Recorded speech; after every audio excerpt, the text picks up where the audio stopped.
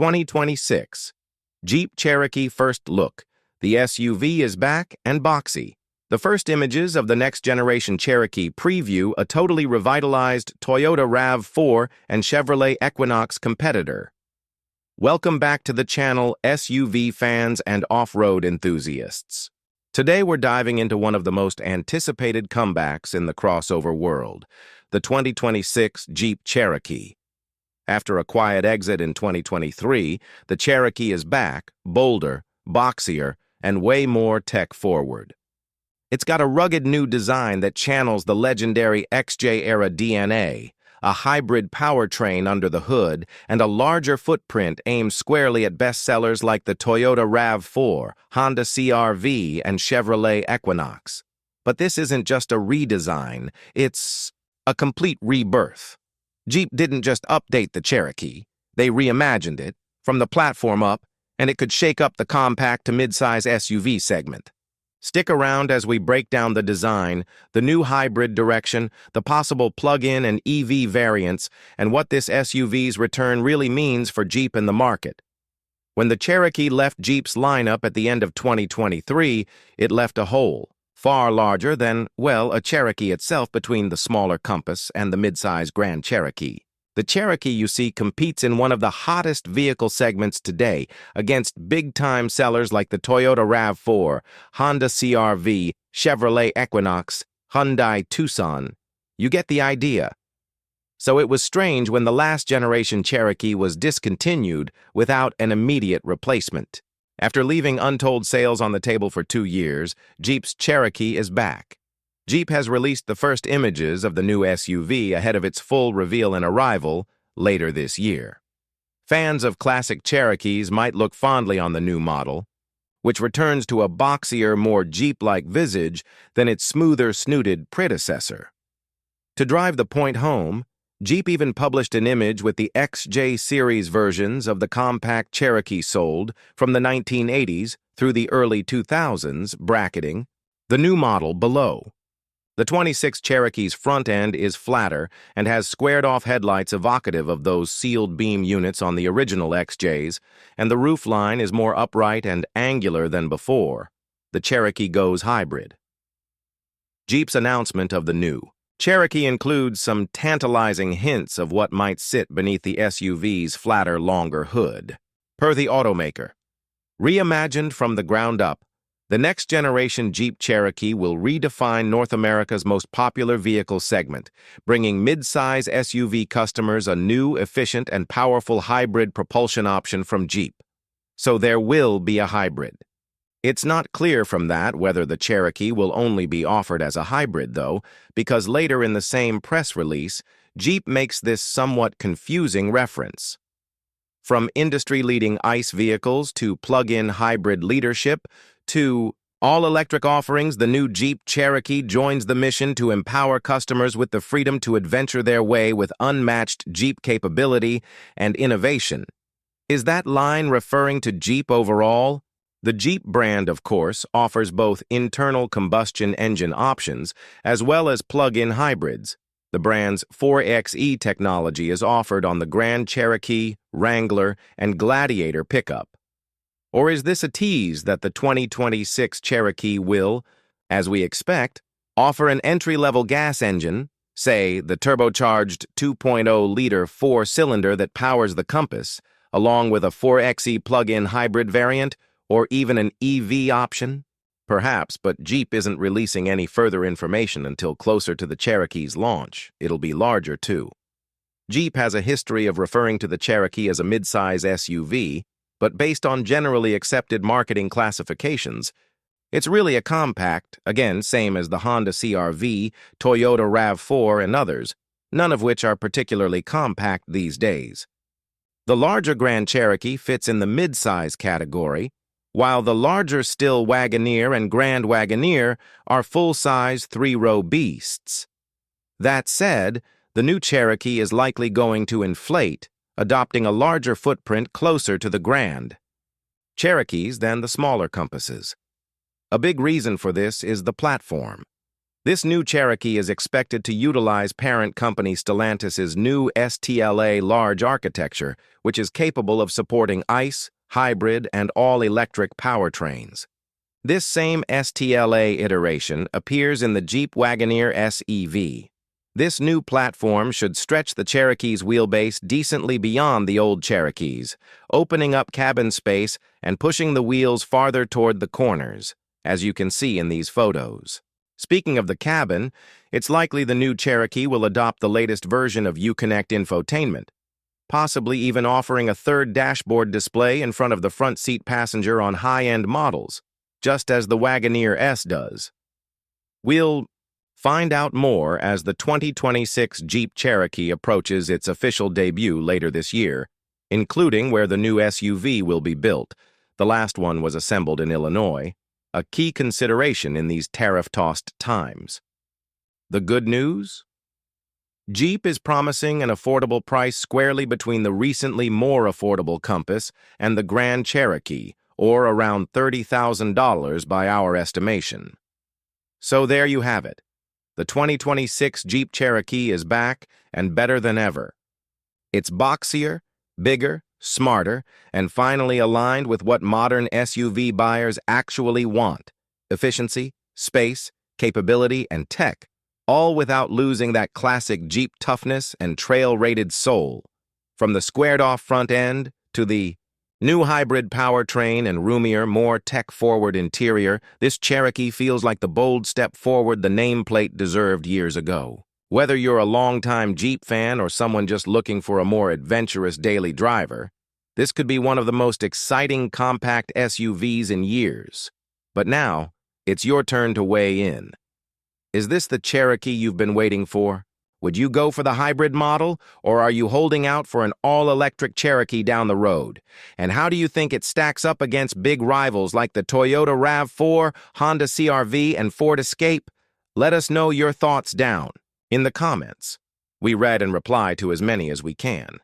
And hey, if you enjoyed this deep dive and want more exclusive first looks, side-by-side comparisons, and honest reviews of the latest SUVs, trucks, and EVs, make sure to smash that like button, subscribe to the channel, and ring that notification bell so you don't miss a single upload. Thanks for riding with us today. This is your channel name, bringing you the road ahead, one reveal at a time. Until next time, stay curious, drive safe, and keep exploring.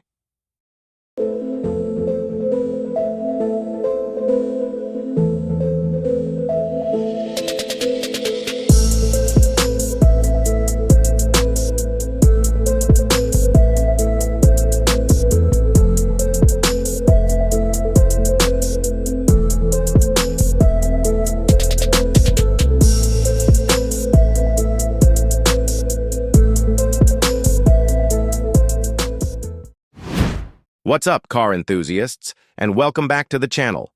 Today, we're getting an exclusive first look at something truly special, something that's about to redefine performance and luxury in the SUV world. Feast your eyes on the 2026 Bentley Bentayga Speed.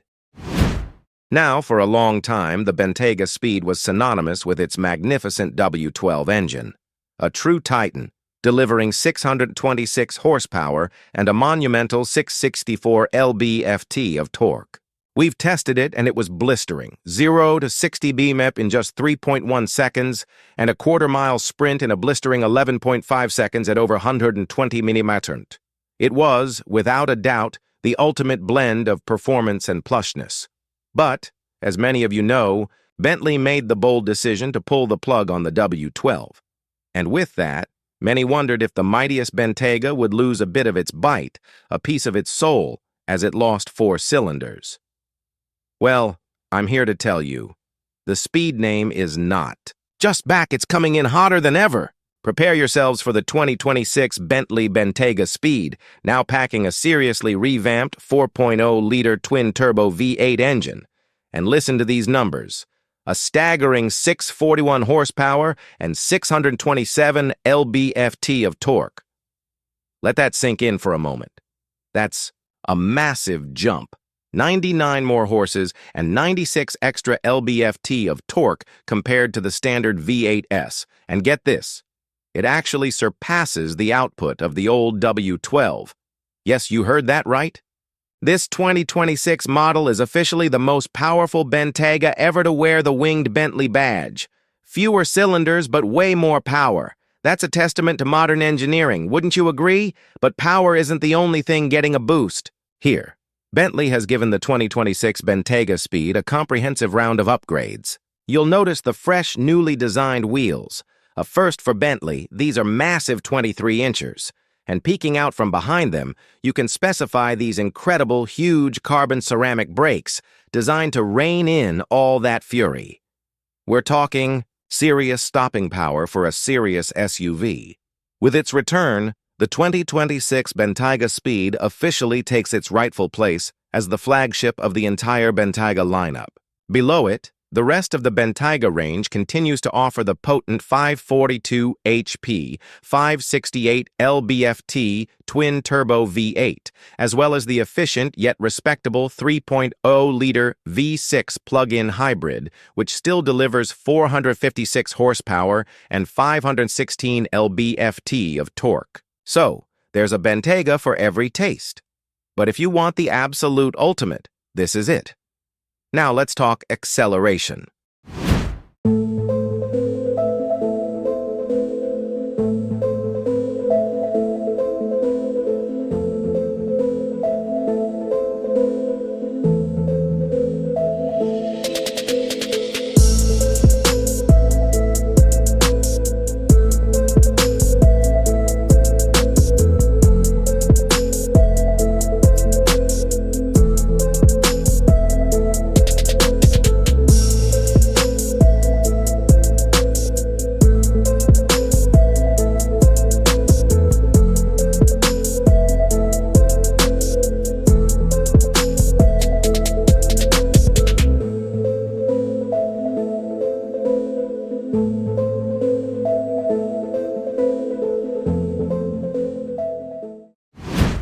Bentley officially claims the 2026 Bentayga Speed will hit 60 mph in 3.4 seconds.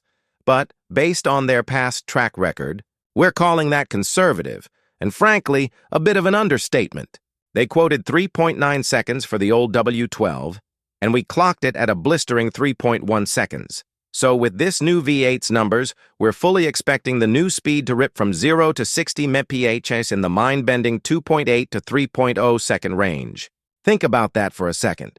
We're talking about a luxury SUV, tipping the scales at over 5,000 pounds, performing like a supercar. That is absolutely bonkers. And it doesn't just move like a rocket, it sounds the part too. A standard sport exhaust system gives that V8 a richer, more aggressive growl, piped through a set of dual tailpipes flanking the rear diffuser. For those who crave an even deeper, more visceral soundtrack, and let's be honest, who doesn't? Bentley offers an optional titanium Akrapovic exhaust, complete with distinctive quad tailpipes. I can only imagine the symphony that'll create. To really make the most of that snarling exhaust and the immense power, the new sport mode in the Bentayga Speed cranks things up a notch.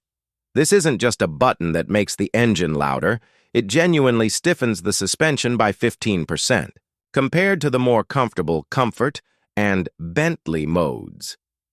Bentley says it also sharpens the steering response and deepens the driver's connection, making this big SUV feel more dialed in, more dynamic, and more engaged than ever before. It's about transforming the luxurious cruiser into a precision driving instrument at the flick of a switch. Now here's where things get really interesting, and frankly, a little bit wild for a Bentley Bentayga.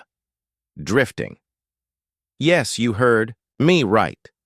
Drifting probably isn't the first thing that comes to mind when you think of a Bentayga, but the new Speed might just change that perception entirely.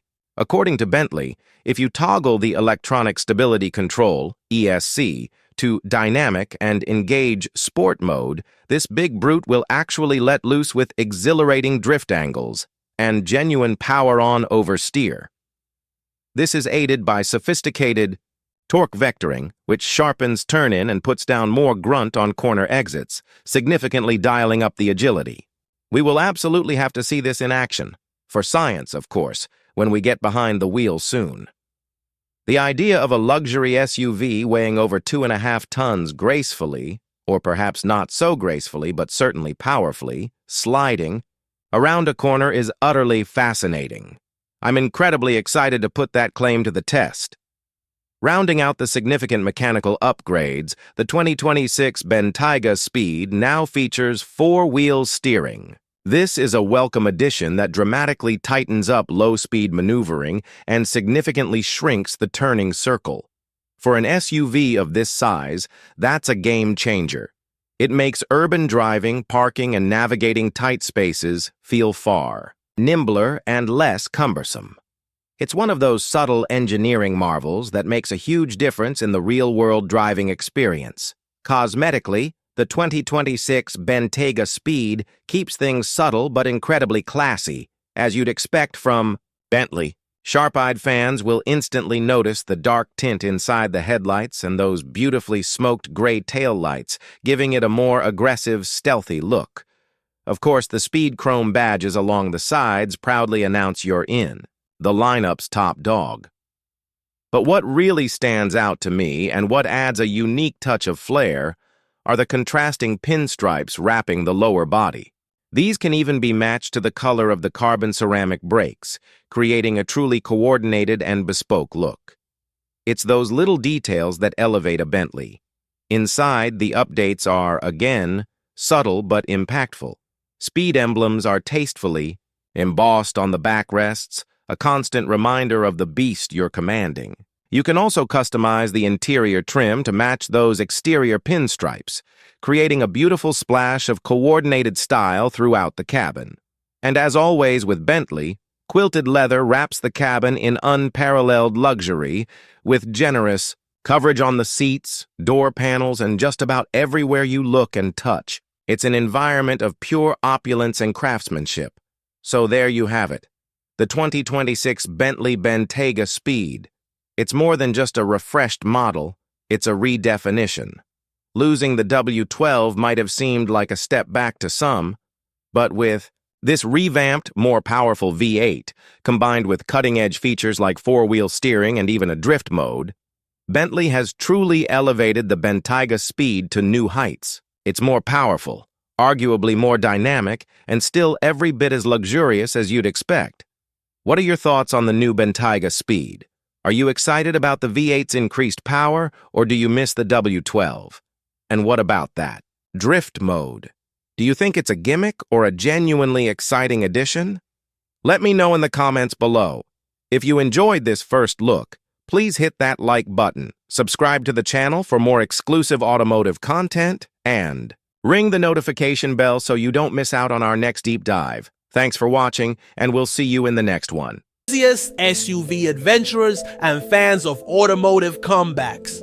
For decades, the name Cherokee resonated deeply within the Jeep family. It symbolized rugged capability, practical versatility, and a distinctly American spirit of adventure. It was a vehicle that for many defined what a true compact SUV should be: unpretentious, capable, and ready for anything. But then something strange happened. At the end of 2023, the Jeep Cherokee, as we knew it, vanished from the lineup. It left a significant void, a gaping hole far larger than the Cherokee itself, positioned awkwardly between the smaller Compass and the more luxurious midsize Grand Cherokee. This was perplexing to say the least. The Cherokee, you see, competes in one of the hottest, most fiercely contested vehicle segments on the planet today, against absolute sales juggernauts like the Toyota RAV4, the Honda CR-V, the Chevrolet Equinox, and the Hyundai Tucson. You get the idea. These are the titans of the compact SUV world. To discontinue a model without an immediate replacement, leaving untold sales literally on the table for 2 long years, was a curious strategic move by Jeep. But fear not, for the wilderness calls. And Jeep has finally answered. After a perplexing 2-year hiatus, the iconic Jeep Cherokee is back. And based on these exhilarating first images, it's returning with a bang, bringing with it a completely revitalized spirit, Jeep has just released these initial glimpses of the next generation Cherokee, giving us an exciting preview ahead of its full official reveal and market arrival later this year. And for those of you who hold a special place in your heart for the classic Cherokees of yesteryear, particularly the beloved XJ series models from the 1980s through the early 2000s, you're going to look very fondly on this new iteration. It marks a triumphant return to a boxier, more authentic, and undeniably more Jeep-like visage than its somewhat softer, smoother-snooted predecessor. To truly drive this point home, Jeep even went so far as to publish an image that places the new 2026 model directly between two classic XJ series Cherokees, perfectly bracketing its heritage. It's a clear statement of intent. The new 26 Cherokee's front end is noticeably flatter, featuring distinctively squared-off headlights that are wonderfully evocative of those sealed beam units found on the original XJs. The roofline is also more upright and angular than before, completing that welcome return to its rugged utilitarian roots. This isn't just a redesign, it's a reaffirmation of the Cherokee's core identity. Get ready to explore everything we know so far about this exciting comeback. Now, let's talk about what might sit beneath this SUV's flatter, longer hood, because Jeep's announcement of the new Cherokee includes some truly tantalizing hints about its propulsion. Per the automaker's official statement, reimagined from the ground up, the next generation Jeep Cherokee will redefine North America's most popular vehicle segment, bringing mid-size SUV customers a new, efficient, and powerful hybrid propulsion option from Jeep. This is big news. It confirms that yes, there will definitely be a hybrid variant embracing the growing demand for fuel efficiency and reduced emissions. What's less clear from that statement, however, is whether the new Cherokee will only be offered as a hybrid. The plot thickens because later in the same press release, Jeep makes a somewhat confusing reference. From industry-leading ICE vehicles to plug-in hybrid leadership to all-electric offerings, the new Jeep Cherokee joins the mission to empower customers with the freedom to adventure their way with unmatched Jeep capability and innovation. Now, is that line referring to the Jeep brand overall, summarizing their broad powertrain strategy? The Jeep brand, of course, already offers a full spectrum of options, from traditional internal combustion engine, ICE, vehicles, to highly capable plug-in hybrids like the popular 4XE technology found on the Grand Cherokee, Wrangler, and even the Gladiator pickup, and soon full all-electric offerings like the upcoming Wagoneer SEV. Or, and this is what we strongly suspect, is this a clever tease that the 2026 Cherokee will, as we fully expect, offer a more conventional entry-level gasoline engine option? Perhaps the proven turbocharged 2.0 liter 4-cylinder that currently powers the Compass. Along with that, it's highly probable we'll see a sophisticated 4.5 plug-in hybrid variant leveraging Jeep's existing successful technology, or even perhaps a fully electric EV option further down the line on this flexible new platform.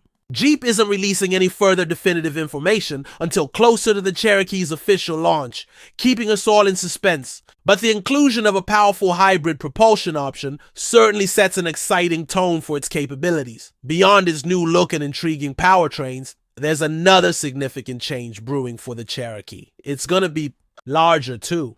Jeep has historically referred to the Cherokee as a mid-size SUV, but based on generally accepted automotive marketing classifications, it's actually always been considered a compact SUV, placing it squarely in the same category. As bestsellers like the Honda CR-V, Toyota RAV4, and many others, none of which are particularly compact these days themselves.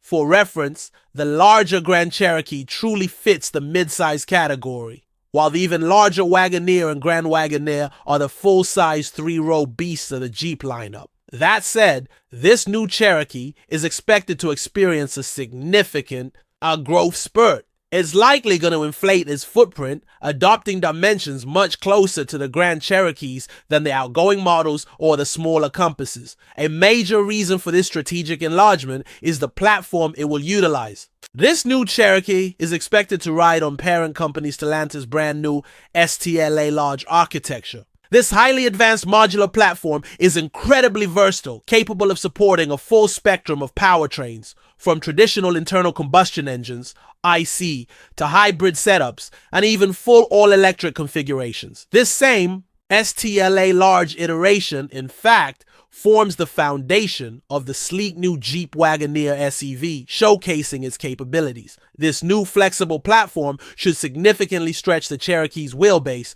well beyond the old Cherokee's dimensions, fundamentally opening up more cabin space for occupants and cargo. It will also strategically push the wheels farther toward the corners of the vehicle, a design element you can clearly see in these newly released first photos, contributing to both improved stability and a more aggressive planted stance.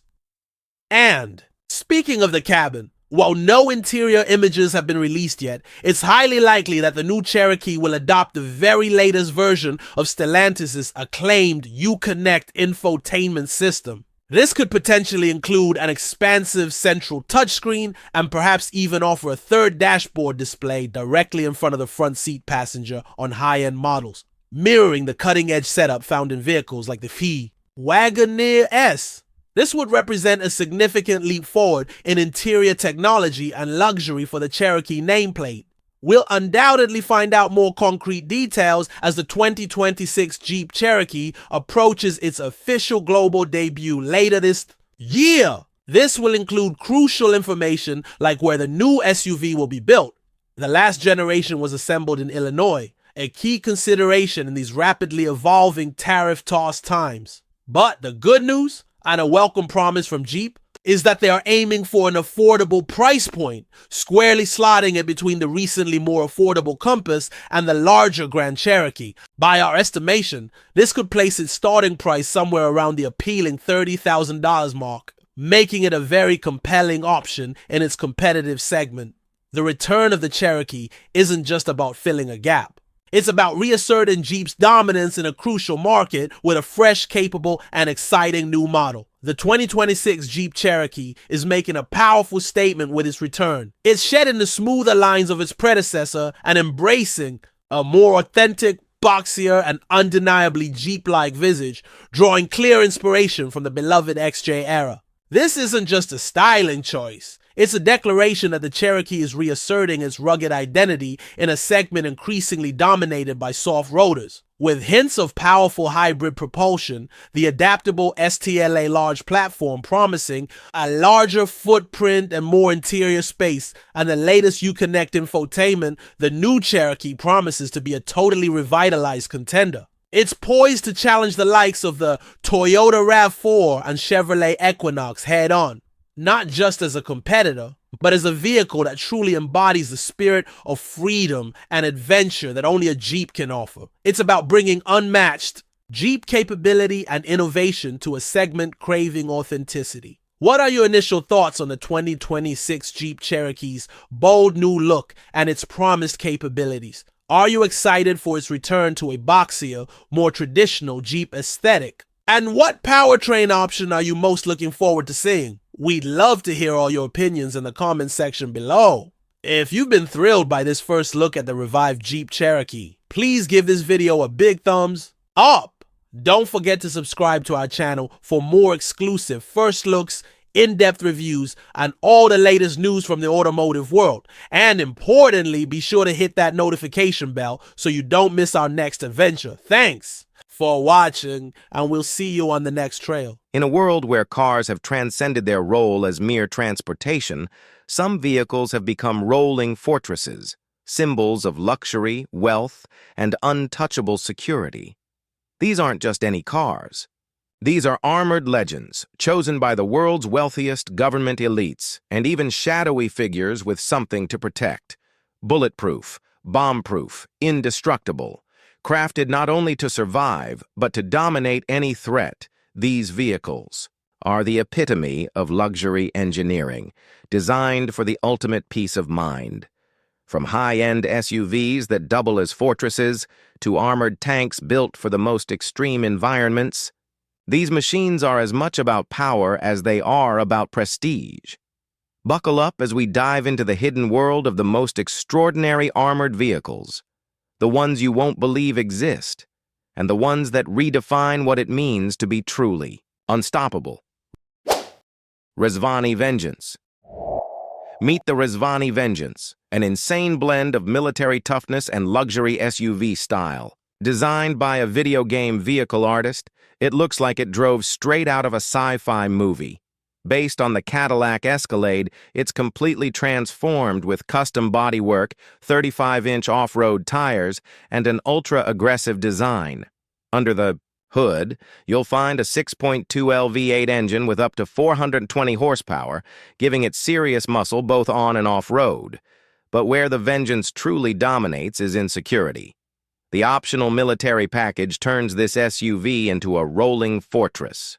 It includes bulletproof armor, run-flat tires, electrified door handles, smoke screens, pepper spray dispensers, thermal night vision, and even EMP protection. Yes, seriously. Inside, it's pure luxury. Heated and cooled leather seats, a premium infotainment system, ambient lighting, and a quiet, VIP-style cabin. Starting at $285,000 and climbing past $700,000 when fully equipped, the Rezvani Vengeance isn't for the average buyer. It's for those who want unmatched presence, protection, and performance. Incas, Sentry Civilian. The Incas. Sentry Civilian isn't your average SUV. It's a high-security beast designed to keep VIPs safe in style. Built on a heavy-duty Ford F-550 chassis, this armored vehicle is favored by SWAT teams and special forces, now reimagined for civilian use. Under the hood, it packs a 6.7-liter V8 turbo diesel engine with 390 horsepower, giving it solid power to handle rough terrains. But the real magic is in the armor. BR-7 level protection, capable of withstanding high-powered rifle fire and even grenade blasts. The Sentry features bulletproof glass, run-flat tires, underbody protection, and an ultra-fortified cabin. Optional upgrades include night vision, chemical attack protection, and 360-degree surveillance cameras. Inside, it's all about luxury.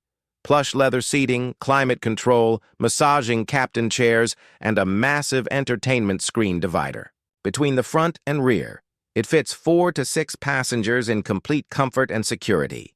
With a starting price of $350,000, the Incas Sentry Civilian offers the perfect blend of military-grade protection and executive-class comfort.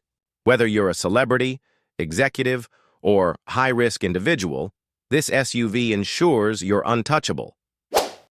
Coleman King. If Batman had a daily driver, it might just be this, the Coleman King.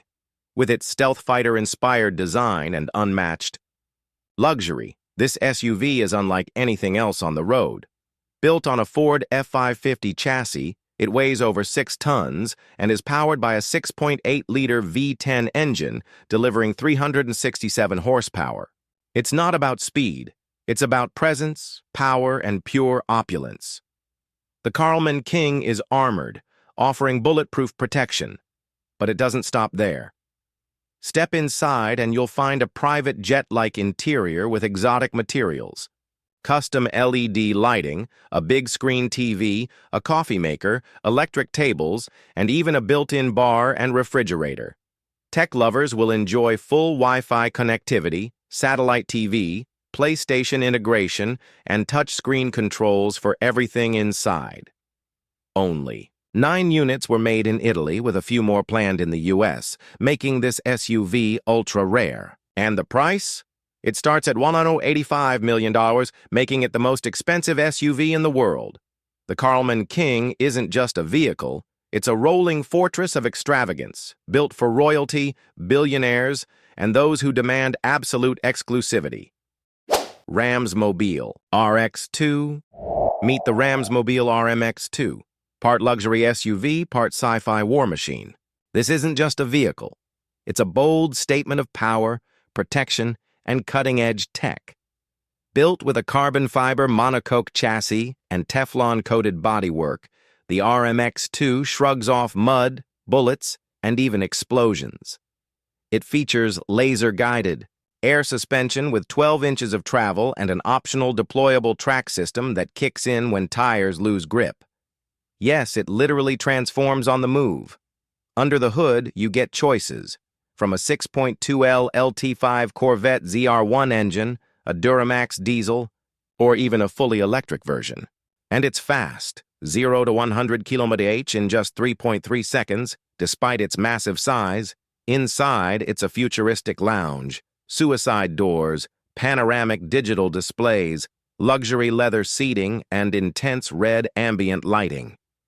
Configurable for 4 or 6 passengers, this SUV is as refined as it is rugged. Need protection? Optional B6 or B7 ballistic armor has you covered. Only 12 units will be built, with a starting price of $1 million. The Ramsmobile RMX-2 isn't for everyone. It's for those who want it all. Performance, prestige, and power. Teradyne Gurkha CIV. If you want military-grade power with civilian comfort, the Teradyne Gurkha CIV is your ultimate ride. Built in Canada and based on the rugged Ford F450 or F550 Super Duty chassis, this armored SUV looks like it rolled straight out of a war zone, and that's the point.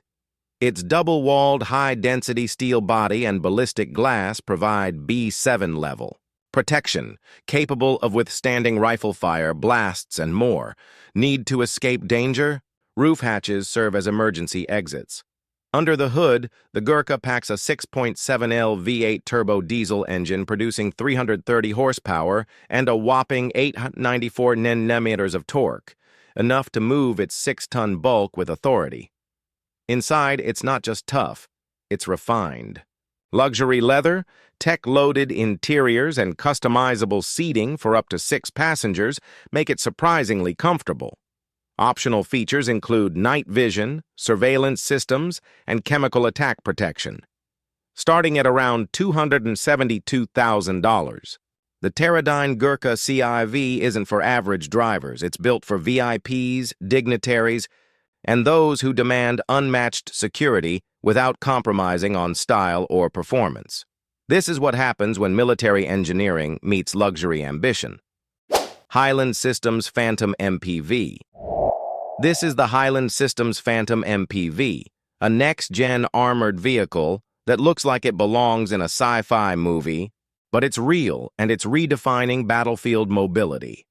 Designed for both military and government missions, the Phantom MPV comes with B6-level ballistic protection, shielding its occupants from assault rifles, IEDs, and even mine blasts. With a ground clearance of 16 inches, it's built to dominate any terrain, urban, desert, or combat zones. What powers this beast? A diesel-electric hybrid drivetrain delivering an insane 1,500+ horsepower. That gives it a top speed of 160 km/h and an incredible 18-hour range in hybrid mode, perfect for long, high-risk missions. Despite weighing 6,000 kilograms, the Phantom MPV handles like a futuristic tank. Inside, it seats up to 6 passengers, and the layout can be customized for medical, surveillance, or tactical gear. Every detail screams innovation, from its stealthy body lines to cutting-edge tech that includes thermal imaging, automated defense, systems, and all-terrain capabilities. The Phantom MPV is not just an armored vehicle, it's a high-tech survival machine built for the most hostile environments on Earth. Conquest Night 15. The Conquest Night 15 isn't just a vehicle, it's a statement of strength, luxury, and security. Handcrafted to perfection, this armored SUV is built on a Ford F550 chassis and is designed to withstand the most extreme threats, offering military-grade protection with a refined luxury interior. Under the hood, it's powered by a V10 biofuel engine, producing 400 horsepower and 498 lb-ft of torque, ensuring that the Night 15 can handle any terrain or situation with ease. Its bulletproof armor and bomb-resistant underbody offer unparalleled security, while its off-road suspension system and all-terrain tires ensure maximum performance in any environment. Inside, it's all about comfort. Wilton wool carpeting, premium leather upholstery, massaging seats, and state-of-the-art entertainment systems including PlayStation and DVD navigation.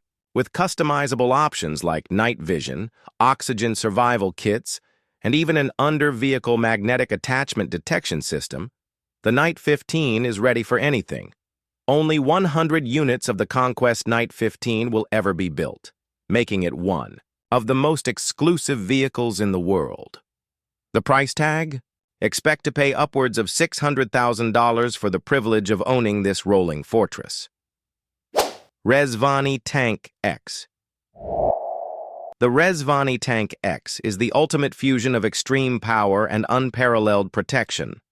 Built on a Jeep Wrangler chassis, this armored SUV takes things to a whole new level with a supercharged 6.2L V8 engine that delivers a mind-blowing 1,000 horsepower. Whether you're off-roading or cruising the streets, this beast is engineered for both speed and security. The Tank X comes equipped with military-grade armor, thermal night vision, and EMP protection, ensuring you're ready for any threat. It features Fox 3.0 shocks, a 5-inch lift, and Nitto Trail Grappler tires to conquer any terrain, while the interior is fully customizable with luxury leather and advanced tech like a large infotainment screen. Starting at $250,000, the Tank X is a powerful, exclusive, and armored fortress that guarantees you stand out while staying safe. USSV Rhino GX. The USSV Rhino GX is the pinnacle of luxury armored vehicles. Built on a Ford Super Duty chassis, it's powered by a 6.8L V10 engine, delivering 362 horsepower to make this 6-ton SUV surprisingly nimble. The hydraulic suspension system ensures it's comfortable on any terrain, whether you're driving through the city or facing extreme conditions. This armored SUV features bulletproof glass, run-flat tires, and a fortified cabin, offering B6-level protection for you and your passengers. Inside, it's all about luxury with premium leather seating, wood finishes, and state-of-the-art infotainment systems. It can be customized with advanced security features like 360-degree cameras and night vision. Priced from $200,000, the Rhino GX is for those who demand the perfect combination of performance, protection, and opulence. Darts Prombron Black Alligator MMXX. The Darts Prombron Black Alligator MMXX is one of the most exclusive armored vehicles in the world, built on the Mercedes-Benz AMG GLS 63 platform. This powerful SUV combines luxury, performance, and military-grade protection. With a 4.0L twin-turbo V8 engine, it delivers an exhilarating 603 horsepower, with options for even more power. What sets the Black Alligator MMXX apart is its GBL armor, a revolutionary composite material that's lighter but just as strong as traditional armor. It features cameras instead of mirrors, electrochromic glass, and high-intensity lights for enhanced visibility. Inside, you're treated to luxury with gold and diamond accents, customizable interior, and a digital screen for navigation and entertainment. This exclusive SUV has a starting price of $1.5 million, making it one of the rarest armored luxury vehicles on the market. These aren't just vehicles, they're mobile fortresses. Whether you're a billionaire, a world leader, or simply someone who craves invincibility, these armored beasts could be your next dream ride. Which one would you choose? Drop your thoughts in the comments below, and don't forget to like, subscribe, and ring that bell so you never miss the craziest and most exclusive rides. 5. Acura ADX tested. Not exactly a taller teg. Acura's first subcompact SUV is a different animal from its hatchback Integra sibling. Is it a bird? Is it a plane? No. It's the all-new 2025 Acura ADX. Acura's first-ever subcompact SUV is here, and while it may look like a smaller sibling to the RDX, it's actually more closely related to the Integra hatchback. But don't be fooled. This is not just a taller teg. In today's review, we'll put the ADX to the test, from performance and fuel economy to comfort, tech, and value. Buckle up. We're diving into everything you need to know about Acura's newest family member. Small.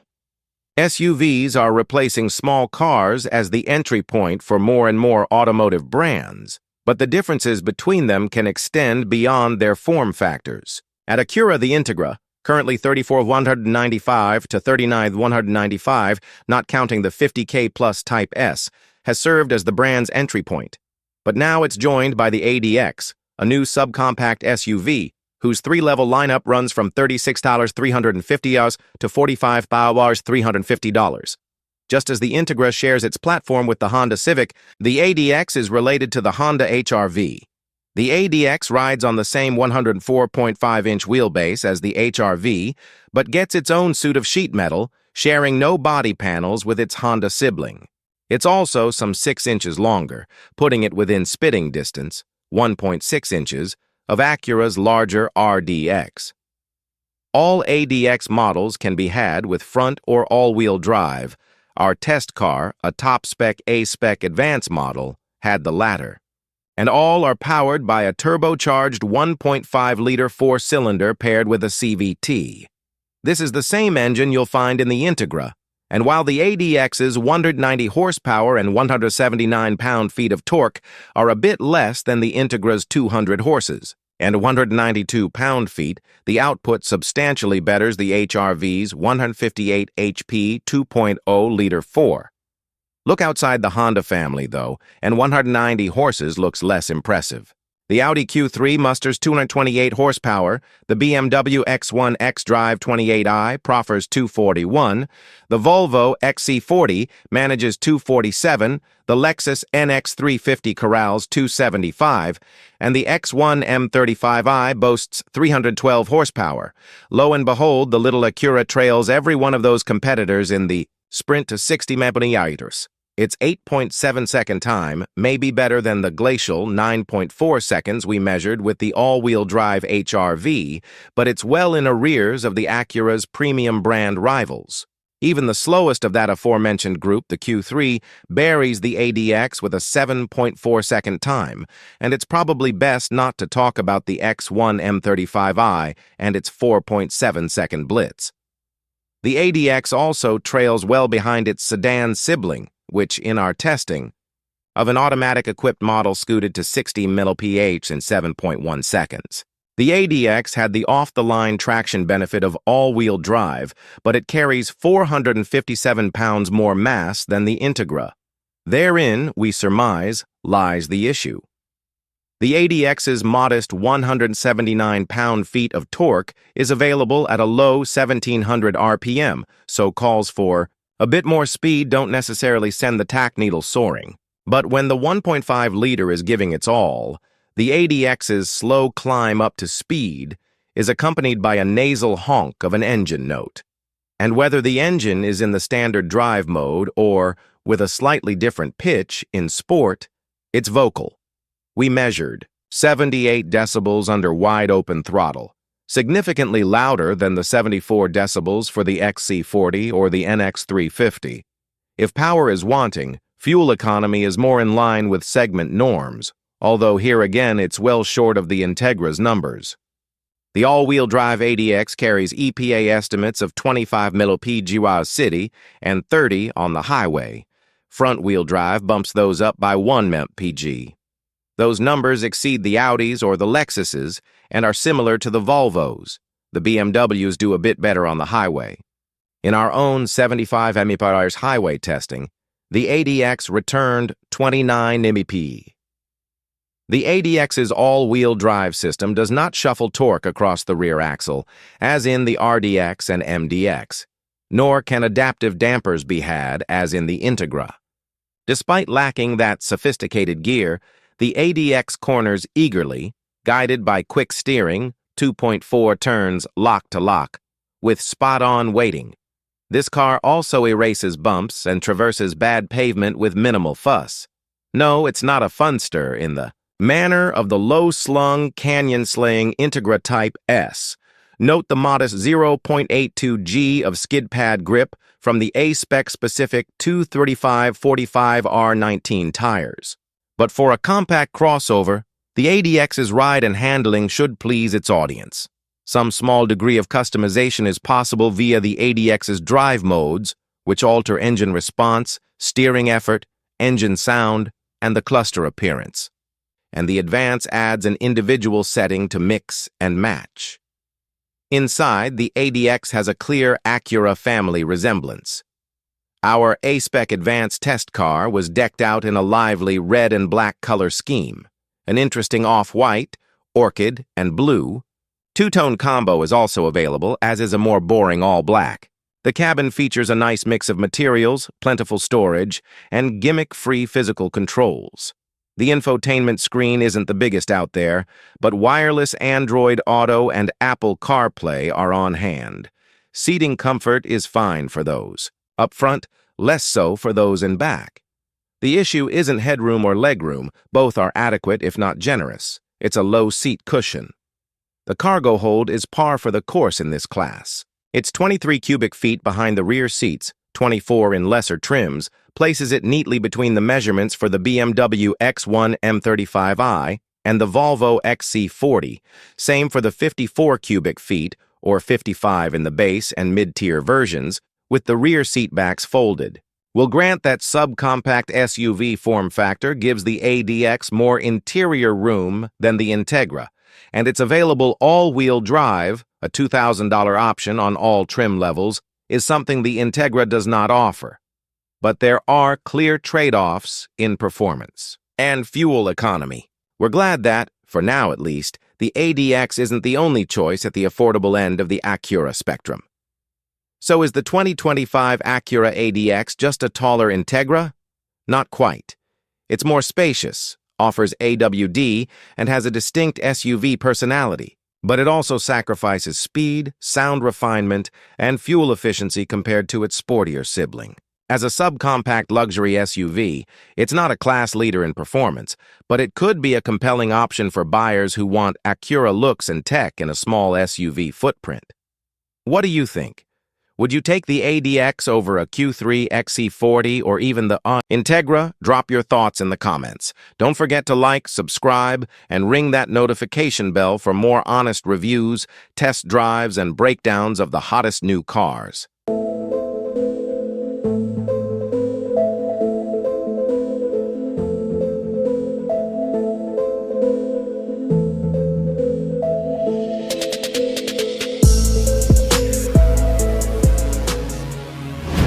Are you tired of playing a high-stakes game of Tetris with strollers, sports equipment, and suitcases every time you leave the house? Do you find your current SUV shrinking with every new playdate, grocery run, and family road trip? For the modern, family space isn't a luxury. It's the ultimate currency. Chevrolet has heard your plea and answered with the redesigned 2025 Traverse High Country AWD, its biggest, most technologically advanced three-row crossover to date. In this deep dive, we're exploring every facet of this road-going behemoth. We'll examine its cavernous interior, its family-first features, and its on-road manners. Most importantly, we'll scrutinize the new turbocharged four-cylinder engine to determine if it's a genuine step forward or a compromise in disguise. If your life revolves around hauling kids, gear, and the beautiful chaos of modern parenting, you need to know if the 2025 Traverse is the command center your family deserves, or if its compromises outweigh its considerable size. Bigger, bolder, and unapologetically large. There's a universal truth every parent eventually learns. There is no such thing as a vehicle that's too big. Children arrive with an ecosystem of gear. Strollers, portable cribs, car seats, high chairs, and play gyms that transforms every outing into a logistical feat worthy of a traveling circus. And just when you think you have it managed, more. Kids inevitably enter the picture. Siblings, friends, and friends of siblings bring their own literal and figurative baggage, turning the family chauffeur into a professional logistics manager. Heaven help the parent whose children develop a passion for hockey or the upright bass. It seems the designers and engineers at Chevrolet are well acquainted with this reality. For the 2025 model year, they took what was already one of the largest vehicles in its class and stretched it, making it longer, wider, and taller. The result is a vehicle with a commanding presence that feels nearly as cavernous as the full-size truck-based Chevy Tahoe, all while undercutting it by a significant $18,000.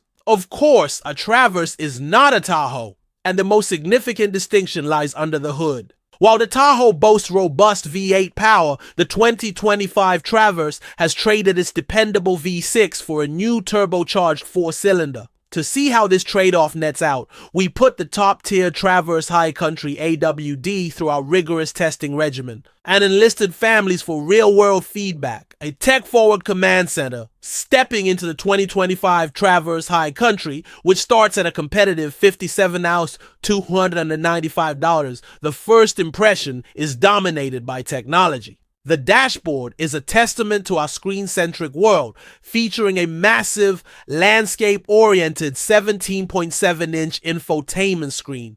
Positioned high and close to the driver, it feels even larger than its measurements suggest. The system runs on Google built-in, making it feel immediately intuitive. Native integration of Google Maps, along with the ability to download apps like Spotify and Waze directly to the vehicle, creates a seamless and familiar user experience. Critically, for the many who prefer their phone's ecosystem, Chevrolet's crusade against Apple, CarPlay and Android Auto is confined to its electric vehicles. Traverse buyers can still mirror their smartphones, a crucial feature for many. In a welcome nod to practicality, the designers resisted the urge to bury all functions within a touchscreen. A clean row of physical knobs and buttons for essential climate controls remains, striking an excellent balance between a minimalist aesthetic and user-friendly functionality. The auditory experience is equally premium, with a 10-speaker Bose sound system delivering crisp,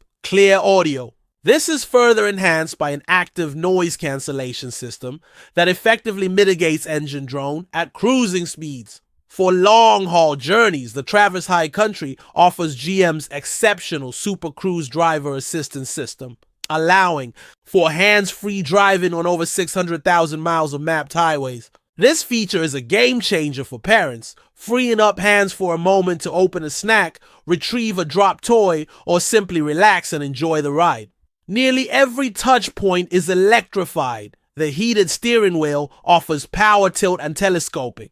Adjustments: the front seats are heated, ventilated, and power adjustable, and the second row captain's chairs are also heated. Even the third row can be folded flat with the touch of a button from the cargo area. The only notable omission on our 58 $290 test vehicle was the optional $2,500 panoramic sunroof. The true luxury is space. While the feature list is exhaustive, the High Country nameplate might set expectations for luxury that the cabin doesn't quite meet. The plastics, while well assembled, feel distinctly plasticky. The faux carbon fiber trim feels out of place in a vehicle aimed at family comfort, and the overwhelming use of black creates a somewhat dour ambiance.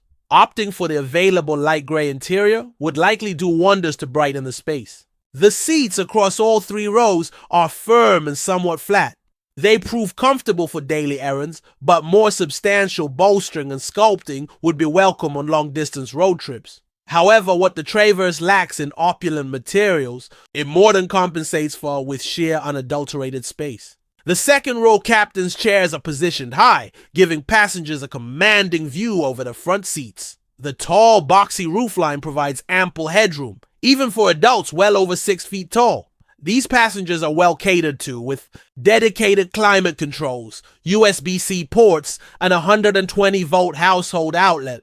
Parents will celebrate the brilliantly designed second row. The one-touch tilt and slide mechanism for accessing the third row is a masterstroke, functioning perfectly even with an empty child seat installed, a detail that eliminates a common source of frustration. This action reveals a wide, clear pathway to the third row, which is where the Traverse truly embarrasses many of its competitors. The seat cushion is positioned comfortably high off the floor, preventing the knees-to-chin posture that plagues so many three-row SUVs. Outboard passengers get their own cup holder, USB-C port, and overhead air vent. There is some evidence of cost-cutting here, however, with unapologetically hard plastic armrests and a lack of child seat anchors in the third row.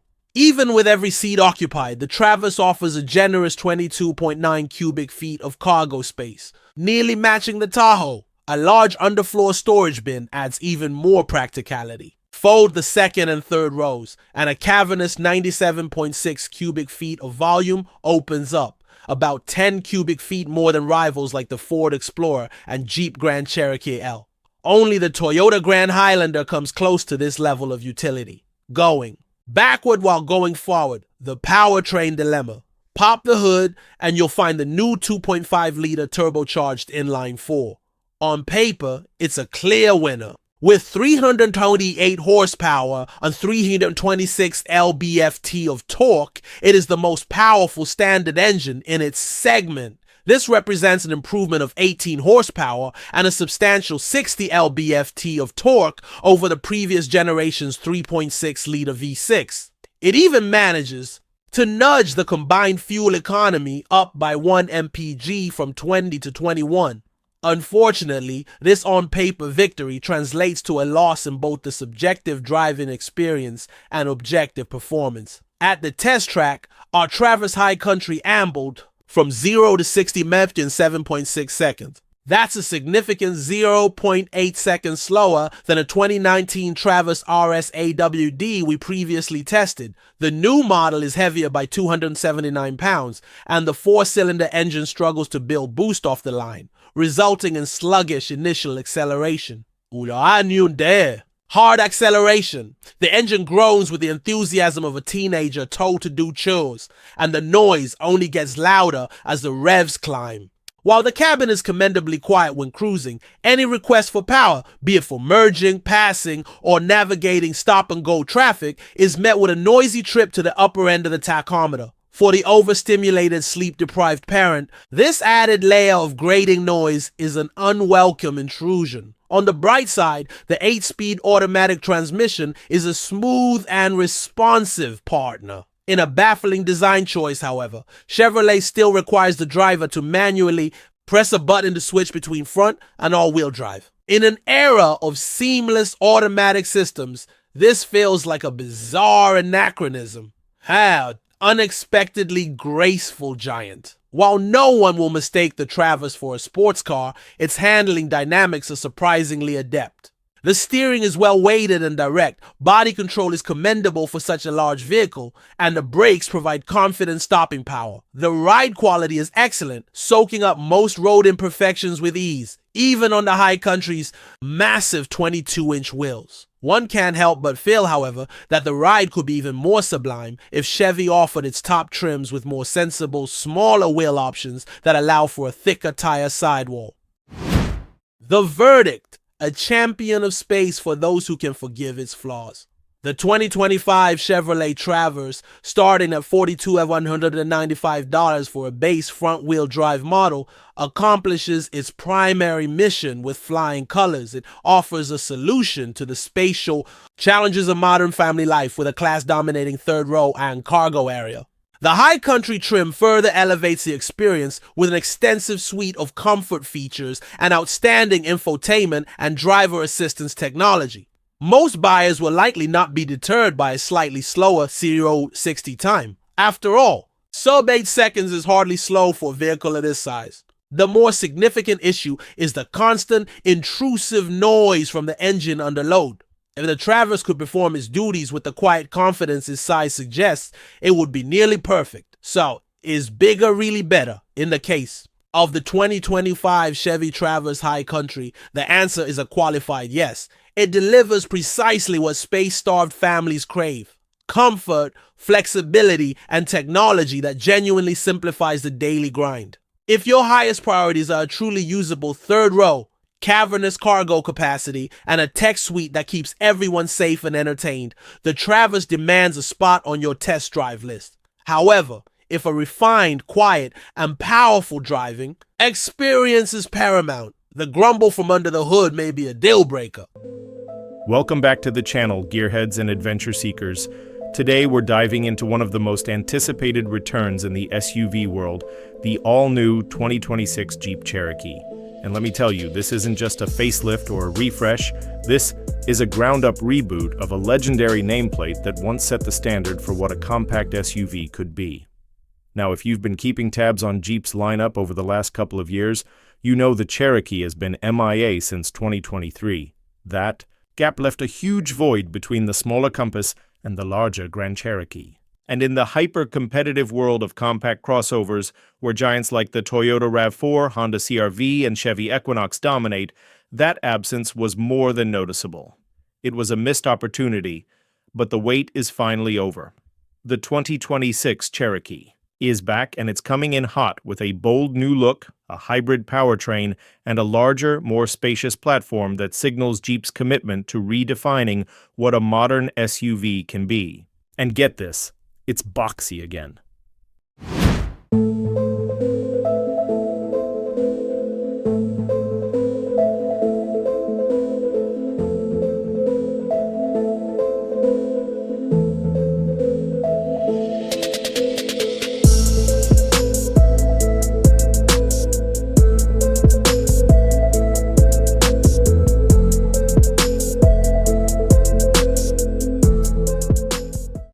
That's right, Jeep is going back to its roots, channeling those iconic XJ-era vibes with squared-off headlights, a flatter front end, and that rugged Jeep silhouette we all know and love. But don't let the retro looks fool you. This Cherokee is packing serious new school tech under the hood and in the cabin. We're talking about a rumored plug-in hybrid option, next-gen Uconnect infotainment, and even a third display for passengers in high-end trims, all built on the STLA large platform, which supports internal combustion, hybrid, and even full electric setups. In this video, we'll break down every exciting detail, from design and drivetrain to size, tech, pricing, and when you can expect to see it in showrooms. If you're shopping for a new compact SUV in 2026, this is the video you want to see before making your decision. So buckle up, hit that like button, and let's take a first look at the reborn 2026 Jeep Cherokee. Because Jeep's comeback story might just rewrite the rules of the crossover game. A. Name that matters.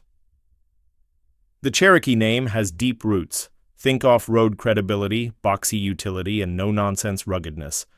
But when the last generation Cherokee bowed out in 2023, Jeep fans were left puzzled.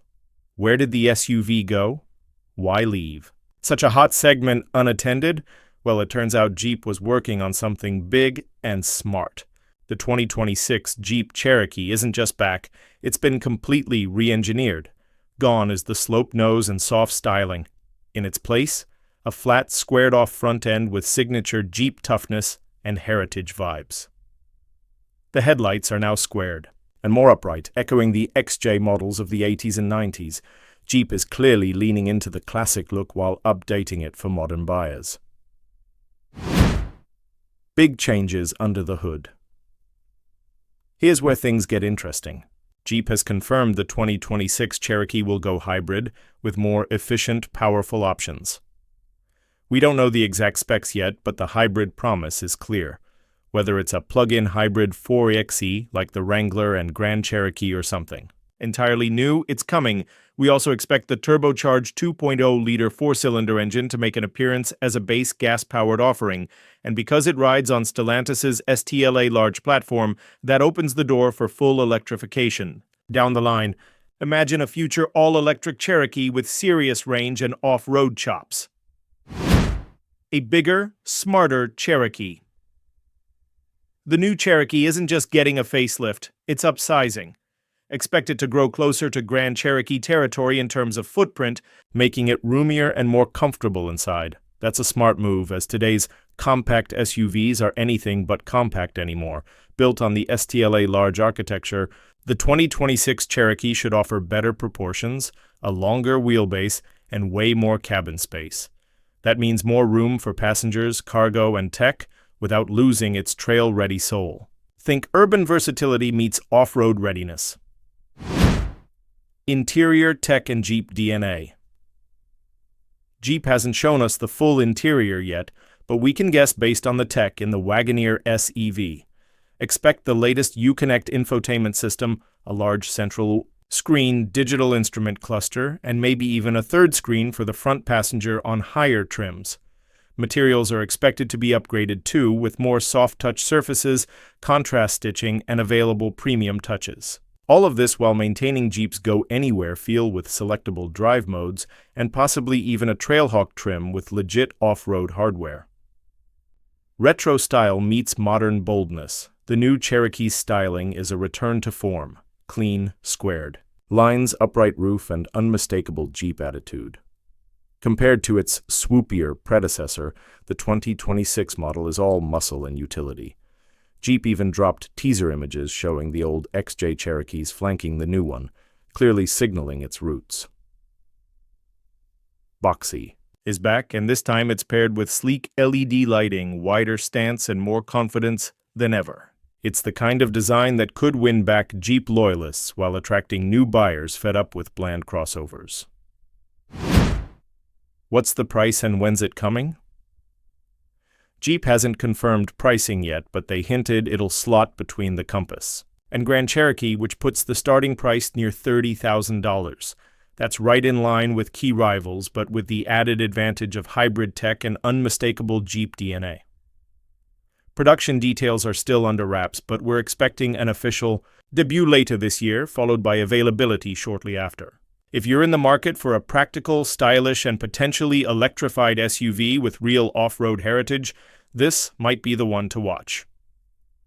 And that's the full download on the 2026 Jeep Cherokee, a nameplate reborn, a legacy reimagined. Jeep has taken what made the Cherokee iconic, its boxy, adventurous charm, and injected it with modern performance, sustainability, and tech.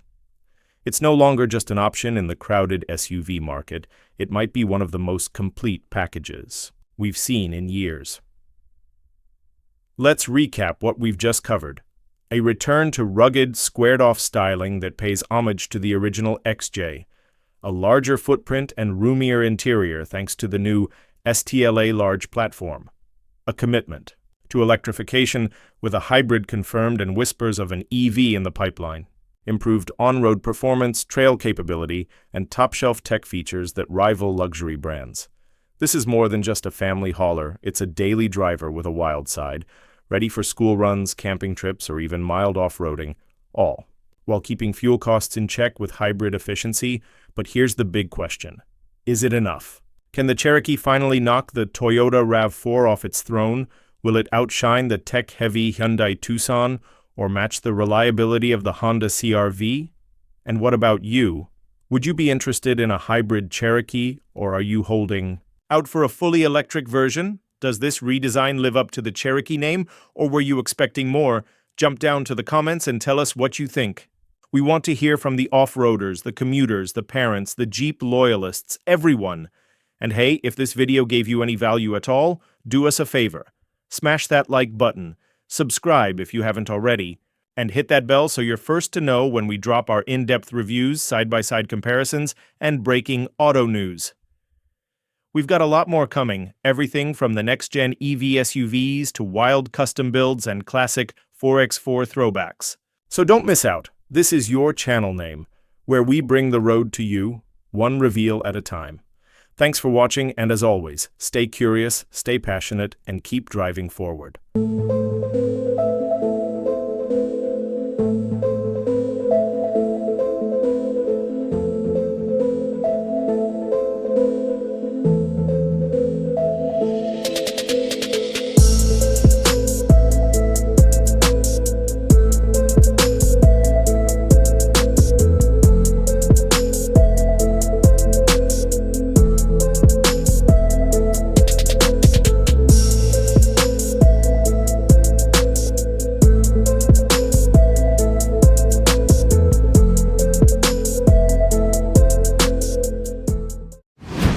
Welcome back, luxury car fans. Today we're diving into something truly thrilling. The 2026 Bentley Bentayga Speed. A vehicle that was already known for opulence and outrageous performance now returns with even more firepower and a wilder spirit. Yes, the iconic W12 engine is gone, but in its place is a V8 that's not just holding its own, it's breaking records. Plus, it's got a drift mode. A drift mode in a Bentley. So grab a seat and buckle in. This one's going to be good. Let's start with some history. The Bentley Bentayga Speed was once the king of luxury performance SUVs, thanks to that massive W12 under the hood. That 6.0-liter twin-turbocharged beast churned out 626 horsepower and 664 lb-ft of torque, numbers that made it one of the quickest luxury SUVs on the market. It wasn't just about going fast, it was about doing it with style, silence, and sophistication. The W12 wasn't just an engine, it was a statement. But the times are changing. In the interest of emissions and modernization, Bentley has retired the W12. Enter the new hero, a re-engineered 4.0-liter twin-turbocharged V8. You might think fewer cylinders mean less drama. Think again.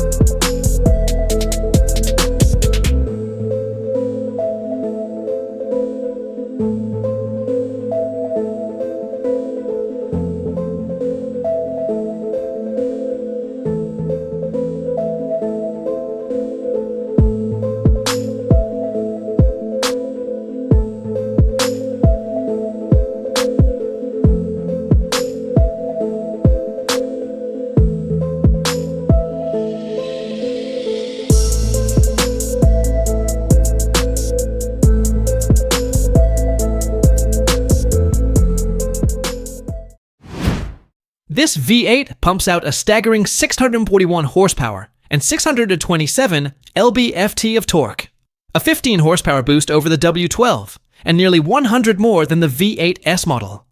That makes the 2026 Bentayga Speed the most powerful production Bentley SUV ever. It's leaner, meaner, and just as luxurious. The performance SUV crown isn't just staying in-house, it's being polished to a brighter shine. Now let's talk raw numbers, because this is where things get nuts. Bentley says the new Bentayga Speed can rocket from 0 to 60 in 3.4 seconds.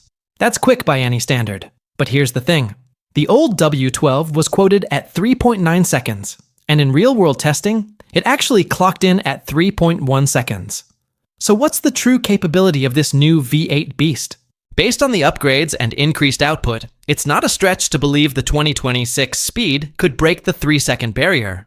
We're talking 2.8 to 3.0 seconds. That's borderline supercar territory, and it's happening in a full-sized SUV that weighs over 5,000 pounds and offers massaging seats.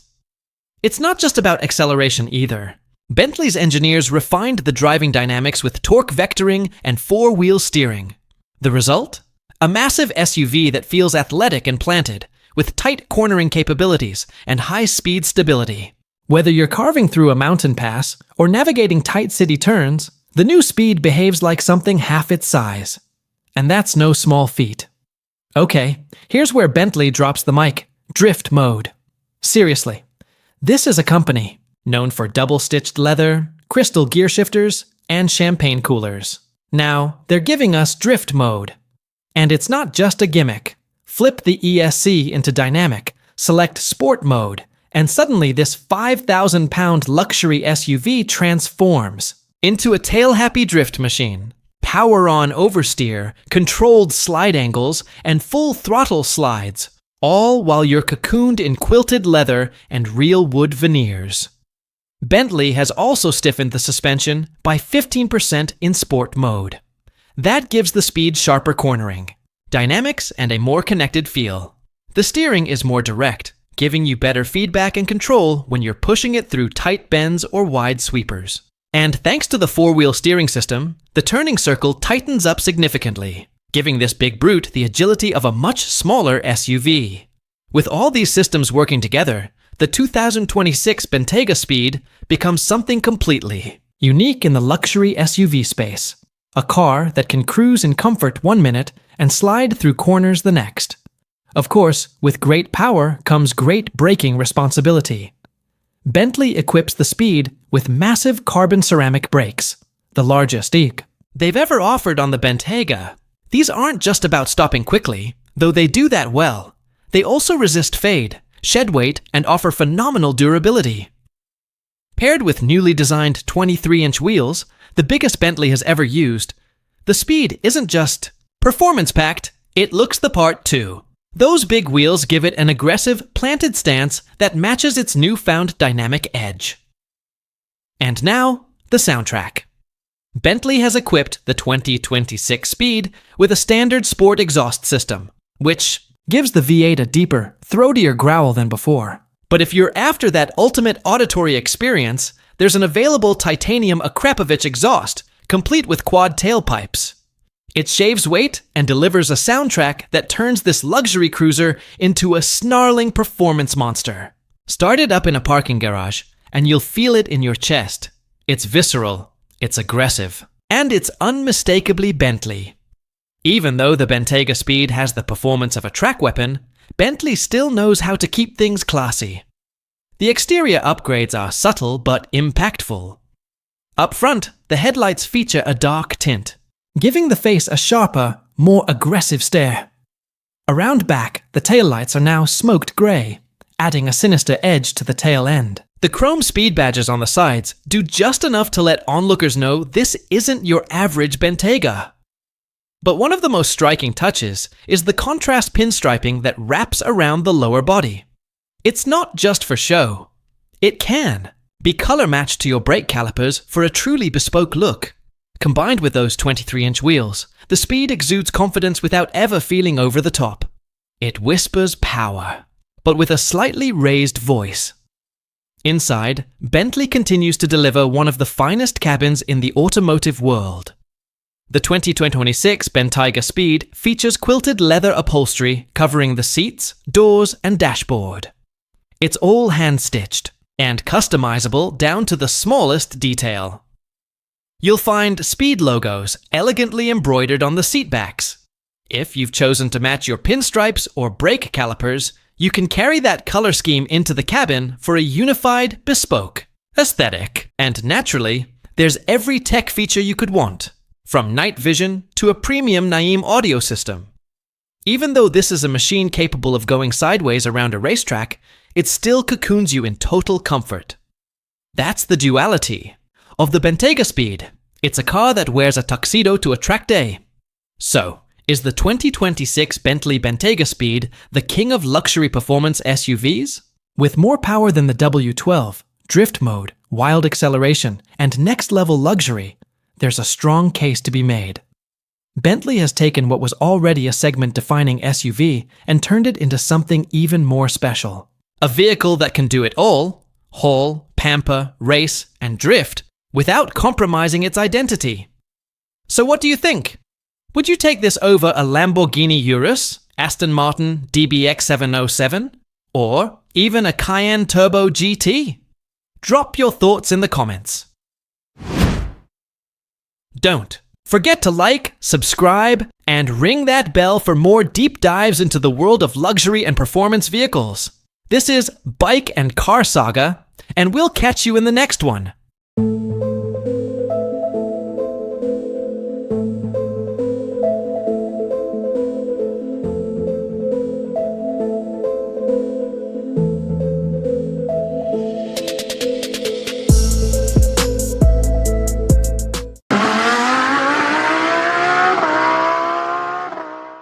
Welcome, automotive enthusiasts, to a fascinating new chapter in the world of premium compact vehicles. For years, we've witnessed a significant shift in the market. Small SUVs are rapidly replacing traditional small cars as the go-to entry point for more and more automotive brands. They offer that coveted combination of practicality, a higher driving position, and an adventurous spirit, all in a city-friendly footprint. And now, Acura, a brand synonymous with precision crafted. Performance and luxury is throwing its hat into this rapidly expanding ring with a brand new contender. Forget what you thought you knew about Acura's entry-level vehicles, because today we're asking the big question. Is it a bird? Is it a plane? No, it's the all-new 2025 Acura ADX. This marks Acura's official debut in the subcompact SUV segment, a territory they've never explored before. On first glance, the ADX might appear to be simply a smaller sibling to the popular RDX, or perhaps, given its platform, just a taller version of the sporty Integra hatchback. But don't be fooled by initial impressions. As we're about to discover, the ADX is a different animal altogether. It carries its own distinct personality, its own set of strengths, and yes, its own unique set of trade-offs. In today's comprehensive review, we're putting the 2025 Acura ADX through its paces. We'll dive deep into every aspect that matters to you. From its real-world performance on the road and its practical fuel economy numbers, to the comfort of its cabin, the technology packed inside, and ultimately, its overall value proposition in a fiercely competitive market. So, buckle up, hit that like button, and let's dive into everything you need to know about Acura's newest, most intriguing family member. As we mentioned, small SUVs are increasingly becoming the entry point for premium automotive brands, mirroring consumer preferences. At Acura, for a while now, the sporty Integra, with its compelling price point ranging from around $34,000 to just over $39,000, not counting the high-performance Type S, which climbs north of $50,000, has served as the brand's primary gateway. But that changes now. The ADX arrives as a formidable companion, offering a new subcompact SUV option with its three-level lineup starting at a competitive $36,150 and topping out at $45,350 for the fully loaded variants. Now, for those familiar with Acura and Honda's shared engineering, it's no secret that the Integra shares its platform with the incredibly popular Honda Civic. Similarly, the all-new ADX finds its roots in the robust architecture of the Honda HR-V. Both ride on the same 104.5-inch wheelbase, but this is where the Honda similarities largely end. The ADX gets its very own, distinctly Acura suit of sheet metal, sharing absolutely no body panels with its HR-V sibling. Furthermore, it's a considerable 6 inches longer than the HR-V, a significant stretch that puts it surprisingly close, within a mere 1.6 inches of Acura's larger, mid-size RDX SUV. So, while the bones might be shared, the skin and the overall presence are uniquely Acura. Under the hood, all ADX models are powered by a familiar powertrain, a spirited, turbocharged 1.5-liter four-cylinder engine, paired with a smooth, continuously variable transmission, or CVT. This is the very same engine you'll find doing duty in the Integra. However, in the ADX, it delivers slightly different numbers: 190 horsepower and 179 pound-feet of torque. This is a bit less than the Integra's 200 horses and 192 pound-feet, but it's a substantial upgrade over the HR-V's 158 horsepower 2.0-liter. 4. Giving the ADX a definite edge over its Honda cousin. All ADX trims can be configured with either front-wheel drive or Acura's highly capable all-wheel drive system, which our top-spec A-Spec Advanced test car proudly featured. But how does 190 horsepower stack up when you look beyond the Honda family and consider the ADX's premium brand rivals? Well, this is where things get a bit more competitive. The Audi Q3 musters a more robust 228 horsepower, the BMW X1 xDrive 28i proffers a healthy 241 horses, the Volvo XC40 manages a strong 247, and the Lexus NX 350 corrals an impressive 275. And if you dare to talk about the sportier end of the spectrum, the BMW X1 M35i boasts a formidable 312 horsepower. Unsurprisingly, with these numbers in mind, the little Acura ADX, despite its spirited turbo engine, trails every one of those competitors in the sprint to 60 km/h. It's 8.7-second time, while certainly better than the somewhat glacial 9.4 seconds. We measured with the all-wheel drive HR-V, is well in arrears of its premium brand rivals. Even the slowest of that aforementioned group, the Audi Q3, leaves the ADX in its dust with a 7.4-second time, And it's probably best not to even talk about the X1 M35i and its absolutely blistering 4.7-second blitz. The ADX also trails well behind its sedan sibling, the Integra. In our testing, an automatic-equipped Integra scooted to 60 meters impressed in a much quicker 7.1 seconds. The ADX did have the off-the-line traction benefit of all-wheel drive, but it carries a substantial 457 pounds more mass than the Integra. Therein, we surmise, lies the primary issue for its slower acceleration. The ADX's modest 179 pound-feet of torque is available at a commendably low 1700 RPM, meaning calls for a bit more speed don't necessarily send the tach needle soaring into the red. But when that 1.5-liter engine is giving its all, the ADX's slow climb up to speed is accompanied by a distinctive, somewhat nasal honk of an engine note. And whether the engine is in the standard drive mode, or with a slightly different, more eager pitch in sport, it's quite vocal. We measured 78 decibels under wide-open throttle, significantly louder than the quiet 74 decibels we recorded for competitors like the Volvo XC40 or the Lexus NX350. If raw power is a bit wanting compared to some rivals, fuel economy is more, in line with segment norms. Although here again, it's well short of the Integra's numbers. The all-wheel drive ADX carries EPA estimates of 25 mpg city and 30 on the highway. Front-wheel drive bumps those up by 1 mpg. Those numbers actually exceed what you'll get from the Audi or the Lexus, and they're quite similar to the Volvos. The BMWs do perform a bit better on the highway. In our own rigorous 75 Npers highway fuel economy testing, the ADX returned a very respectable 29 millins. Shifting gears to dynamics, the ADX's all-wheel drive system, while capable, does not shuffle torque across the rear axle in the sophisticated manner of its larger RDX and MDX siblings. Nor can adaptive dampers be had, a feature found in the Integra. Despite lacking some of that more sophisticated hardware, the ADX corners eagerly, guided by quick steering, a tight 2.4 turns lock-to-lock, with spot-on weighting that feels natural and responsive.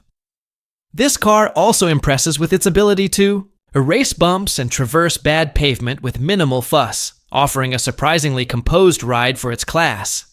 No, it's certainly not a funster in the same manner as the low-slung, canyon-slaying Integra Type S. That's evident in its modest 0.82 G of skid pad grip from the A-Spec specific 235 on 45R 19 tires. But for a compact crossover, the ADX's blend of ride comfort and handling should undoubtedly please its target audience. Some small degree of customization is possible via the ADX's drive modes, which subtly alter engine response, steering effort, engine sound, and the cluster appearance. The top-tier advanced trim also adds an individual setting, allowing you to mix and match these preferences to your liking. Inside, the ADX boasts a clear and unmistakable Acura family resemblance, maintaining that premium feel. Our A-Spec Advanced test car was decked out in a lively and sporty red and black color scheme, which truly pops. For those seeking a different aesthetic, an interesting off-white, or orchid, and blue two-tone combo is also available, as is a more traditional and perhaps boring all-black option. The cabin features a nice mix of quality materials, providing a premium tactile experience, along with plentiful storage solutions for your everyday items, and refreshingly, gimmick-free physical controls for key functions. The infotainment screen, while perhaps not the biggest out there in terms of sheer size, is perfectly functional, and crucially, comes standard with wireless Android Auto and Apple CarPlay for seamless smartphone integration. Seating comfort is perfectly fine for those up front, offering good support for longer drives.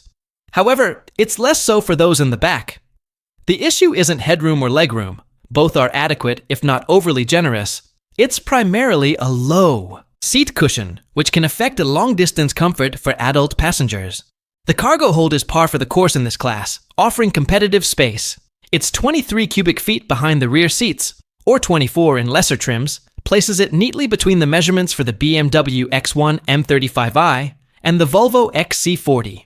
And the same holds true for the 54 cubic feet with the rear seatbacks folded down, providing versatile utility for your gear.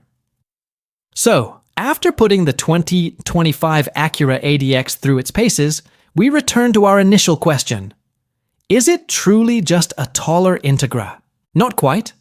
The answer is nuanced, reflecting a clear set of design choices. We'll grant that the subcompact SUV form factor certainly gives the ADX more interior room and cargo versatility than the Integra. And it's available all-wheel drive. A $2,000 option across all trim levels is a significant feature that the Integra simply does not offer, making it more capable in various weather conditions or light off-road excursions. However, there are clear trade-offs. Compared to its sportier, lower-slung Integra sibling, the ADX makes sacrifices in outright acceleration performance, overall sound refinement when pushed, and even its fuel efficiency numbers. As a subcompact luxury SUV, it's fair to say it's not a class leader in raw performance when stacked against some of its more powerful European rivals. But, and this is crucial, it could very well be a compelling option for a significant segment of buyers. These are buyers who specifically seek Acura's renowned looks, its intuitive technology, its quality interior, and its established brand cachet, all wrapped up in a compact, practical SUV footprint. For now, at least, we're glad that the ADX isn't the only choice at the more affordable end of the Acura spectrum, allowing consumers a clear distinction between sports sedan and practical SUV. It offers a unique proposition for those entering the luxury SUV market. What do you think about the all-new 2025 Acura ADX? Would you choose it over a nimble Q3, a stylish XC40, or even Acura's own Integra? Drop your thoughts, questions, and opinions in the comments section below. Don't forget to like this video, subscribe to our channel for more honest reviews, in-depth test drives, and detailed breakdowns of the hottest new cars hitting the market. And of course, ring that notification bell so you never miss an update. Thanks for watching, and we'll see you in the next review. When it comes to luxury SUVs, the battle isn't just about power or tech. It's about prestige, comfort, and the complete premium experience. In this video, we're diving deep into a head-to-head comparison of 4 standout contenders in the 2025 luxury SUV market: the Acura MDX, Genesis GV80, Lexus RX, and Lincoln Nautilus. From cabin design to driving dynamics, advanced tech to value for money, we'll explore what sets each of these upscale crossovers apart and help you decide which one truly deserves a place in your driveway. If you're shopping for a premium midsize SUV, or just want to know who's leading the luxury pack in 2025, this is the breakdown you don't want to miss. Luxury SUVs have evolved into more than just upscale people movers. They've become rolling expressions of status and sophistication. For drivers who crave more than mere mobility, these machines offer an experience that merges everyday versatility with refined indulgence.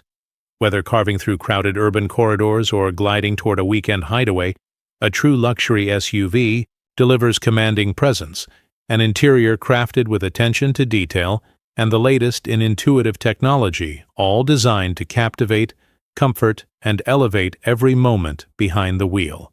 But which to choose? We assembled 4 of the most popular midsize luxury SUVs to see which one best lives up to this goal. The 2025 Lincoln Nautilus Hybrid ushers in a new chapter for American luxury, pairing a punchy hybrid powertrain with an effortlessly elegant design rooted in mid-century modern sensibilities. It's a serene sanctuary on wheels, rich with cutting-edge tech and delivering a ride so smooth it practically levitates, qualities that helped it earn our coveted 2025 SUV of the Year title. Next into the ring is the 2025 Lexus RX 500h. It fuses hybrid efficiency with surprisingly athletic handling, all while staying true to Lexus's reputation for Japanese craftsmanship. Its cabin is a zen-like retreat where every detail feels intentional, every surface thoughtfully considered. For those who crave a pulse-raising drive without sacrificing practicality, the 2025 Acura MDX Type S answers the call. It's the thrill seeker of the group, wrapping luxury in a sharper, sportier package. It knows how to hustle but still attempts to pamper with a suite of amenities tailored for long-haul comfort. Then there's the 2025 Genesis GV80 3.5T, the disruptor with a chip on its shoulder and the talent to back it up. Its bold design, Sumptuous interior and twin-turbo power dares the segment's veterans to keep up. Genesis may be a relative newcomer, but the GV80 struts like it's been doing this for decades. All four SUVs fall between $75,000 and $83,000, making this battle not just about style and substance, but value, too, and in a segment where excellence is expected. Standing out is no small feat. Wondering why the usual German heavyweights, Mercedes-Benz, BMW, Audi, and Porsche, aren't in this lineup? We extended invitations, but our local press fleets came up short with the right trims to square off fairly against this crew. That said, the four SUVs we've assembled are far from second string. They each embody the spirit of modern luxury, in their own distinctive way, offering a compelling cross-section of what this segment is all about. What is luxury? As we evaluated these SUVs, we kept circling back to a fundamental question. What does luxury really mean? The answer, we agreed, lies in a blend of tactile quality and emotional resonance.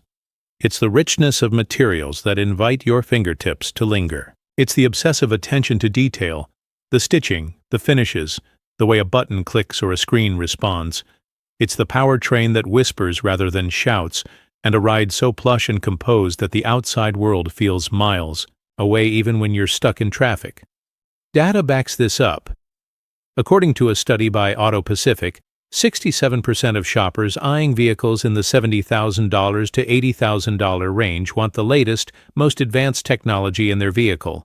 The same percentage say their car should be a reflection of who they are, an extension of their personality and taste. So when we judge this group, we put ourselves in the driver's seat, not just as critics, but as buyers who expect every dollar spent to translate into something exceptional. First impressions matter. That doesn't just mean a fancy badge or shiny trim. It's about presence, poise, and a feeling of occasion the moment you walk up to it. And once you're inside, it should feel like you're inhabiting something special. Each of these four SUVs delivers that in its own way. But luxury isn't just about how you feel, it's about how your passengers feel too. And while all four aim to hit that mark, some do it with more precision and personality than others. The Genesis and Lincoln come out swinging when it comes to sheer wow factor, and it's not just because they spray a hint of fragrance into their cabins. The GV80 stuns with its quilted leather seats and bold interior color combo of light brown and deep green. It's a visual feast, and the massive 27-inch curved display brings a modern edge without being overwhelming. Add in the smart blend of tactile buttons and sleek touch controls, and you have an interior that feels less premium brand SUV and more like something straight out of a Bentley. The Lincoln isn't far behind. Its pillar-to-pillar display is more than just eye candy. It's intuitive and highly customizable, earning it a 2025 Motor Trend Best Tech Award. The horizontal layout of the dash gives the cabin a calm, spacious feel, while elegant touches like the piano key shift buttons and matte finish wood elevate the experience. The highly adjustable seats wrap around you, and the leather is soft and feels a class above. The Lincoln is a different type of elegance on the inside. Senior features editor Kristen Lee said, "It feels like a business-class lounge. Lots more spangly surfaces. But not everything is perfect." Despite their impressive cabins, both the Lincoln and Genesis had a few surprising omissions. The Nautilus, for instance, was the only SUV in the group that didn't offer a dedicated rear-seat climate zone. For a vehicle that aims to deliver luxury to every occupant, that's a noticeable miss. It also lacks a tailgate lock button, a basic feature a tech-forward SUV should have. The GV80 has its own blind spot. While the driver gets to enjoy a relaxing massage function, the front passenger is left out entirely. For a flagship luxury SUV, that's a head-scratcher. Genesis once offered a GV80 Prestige Signature trim that included both front and rear massage seats, but it was limited to just 600 units. These aren't deal-breakers, but in a segment where every detail counts, they do chip away at otherwise polished experiences. Acura and Lexus take a more understated route to luxury, and that's clear the moment you settle into their cabins. They don't shout for attention like the Genesis or, to a lesser extent, the Lincoln, but that doesn't mean refinement isn't there. It's just more reserved. The refreshed 2025 Acura MDX ditches its polarizing touchpad in favor of a proper touchscreen. A welcome upgrade. Still, the layout feels busier. The oversized driving mode knob commands the center console, and the push-and-pull shifter adds more visual clutter. Its 12.3-inch touchscreen, even if it now features Google built-in, simply doesn't match the drama or clarity of the Lincoln's sweeping 48-inch screen, or the GV80's elegant 27-inch curved display. It feels a step behind in size, resolution, and overall intuitiveness. The Lexus serves up a similar vibe. Its 14-inch touchscreen looks sharp and offers quick reactions, but it doesn't sparkle like those in the Genesis and Lincoln do. That said, the RX's user interface is cleaner and easier to use than the brand's previous systems, and we were pleased to see temperature knobs and soft-touch climate buttons located just below the screen. The RX is also the only SUV in this group with a traditional shifter. Small and well-placed, it helps open space in the front row. Still, when it comes to interior presence, both the RX and MDX fall short. Their materials feel less opulent and their overall designs don't have the same aspirational flair of the other two SUVs. Behind the wheel, the Nautilus and RX 500h lean into hybrid powertrains, blending efficiency with smooth performance. On the other hand, the GV80 and MDX stick with tried-and-true V6 engines, delivering a more traditional sense of grunt and growl underfoot.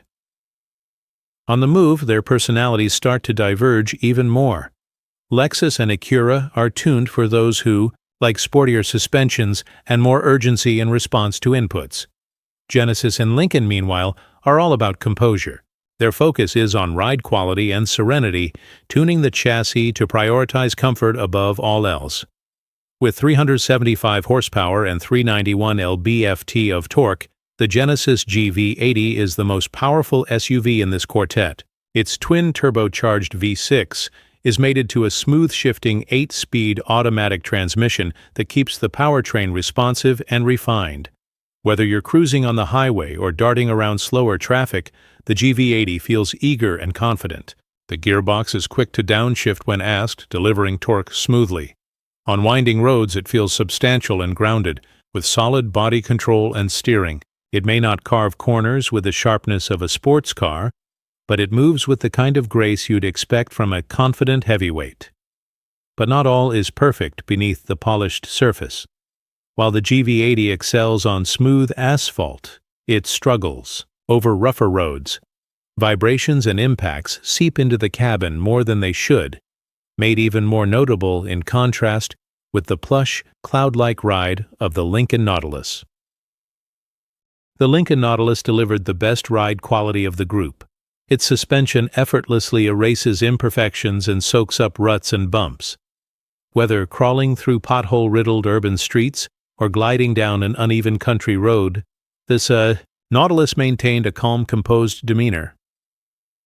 The MDX didn't set my heart racing or make me think, "Oh yeah, this is good," Buyer's Guide director Zach Gale said, but it drove just fine in a sporty way. Even though the MDX Type S isn't a track day hero, its handling is competent enough to keep you engaged while still fulfilling its primary role as a 3-row family hauler. However, where it falls short is in the NVH department. A noticeable level of road and wind noise permeates the cabin. As a luxury SUV that sells for a luxury price, cranking up the refinement would go a long way toward elevating the MDX's status. The Lexus RX 500h presents itself as a quiet, humble contender in this group, offering a balanced blend of power and refinement. Thanks to its electric low-end torque, acceleration is smooth and nearly instantaneous. The RX 500h is less sporty than the MDX, but it deftly blends quickness with a serene, refined ride, a characteristic that has come to define Lexus. On the road, the RX 500h handles with grace, gliding through quick turns and keeping the ride settled and peaceful. However, where the RX 500h falls short is in its steering. Despite being the sportiest model in the RX lineup, the steering feels a bit disconnected. It's less responsive and lighter than we'd prefer from this type of vehicle. Nonetheless, for buyers seeking a luxurious, comfortable, and easy-to-drive SUV, the RX 500h remains a good choice. It's not the sportiest or the most dynamic, but it will hit a sweet spot for many folks. That said, its massive 22-inch wheels come with a trade-off. While they contribute to its commanding presence, they introduce some tire noise and reduce the ride's overall serenity just enough to be noticed. Still, overall, the Nautilus feels like it floats above the chaos below. The Lincoln uses a 2.0-liter turbocharged i4 as the heart of a hybrid system that puts out 310 HP and 295 lb-ft of torque. It's not the most muscular setup in this test, but it feels punchy and efficient, more than enough for daily duties and even spirited highway merging. The Nautilus stands out for its hushed operation, and its driver assist technologies are better than any of the other SUVs. Blue Cruise, for example, is one of the top hands-free systems available today. Demerits are few and far between, but all 4 judges noted the same flaw. The Nautilus's brake pedal lacks that critical end-of-stroke smoothness expected in a premium vehicle. In a car so focused on serenity, that final moment of braking should feel seamless. In our quartet, the Acura MDX Type S stands out as the sportiest. With 355 HP and 354 lb-ft of torque, the MDX sprints from 0 to 60 mph in 5.9 seconds, decent but not jaw-dropping.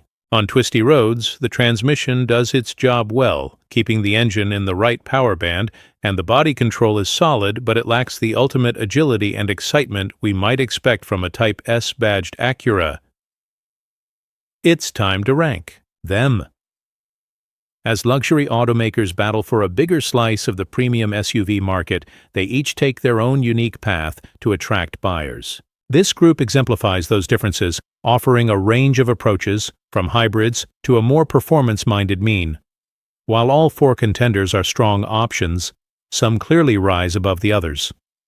4th place goes to the Acura MDX Type S.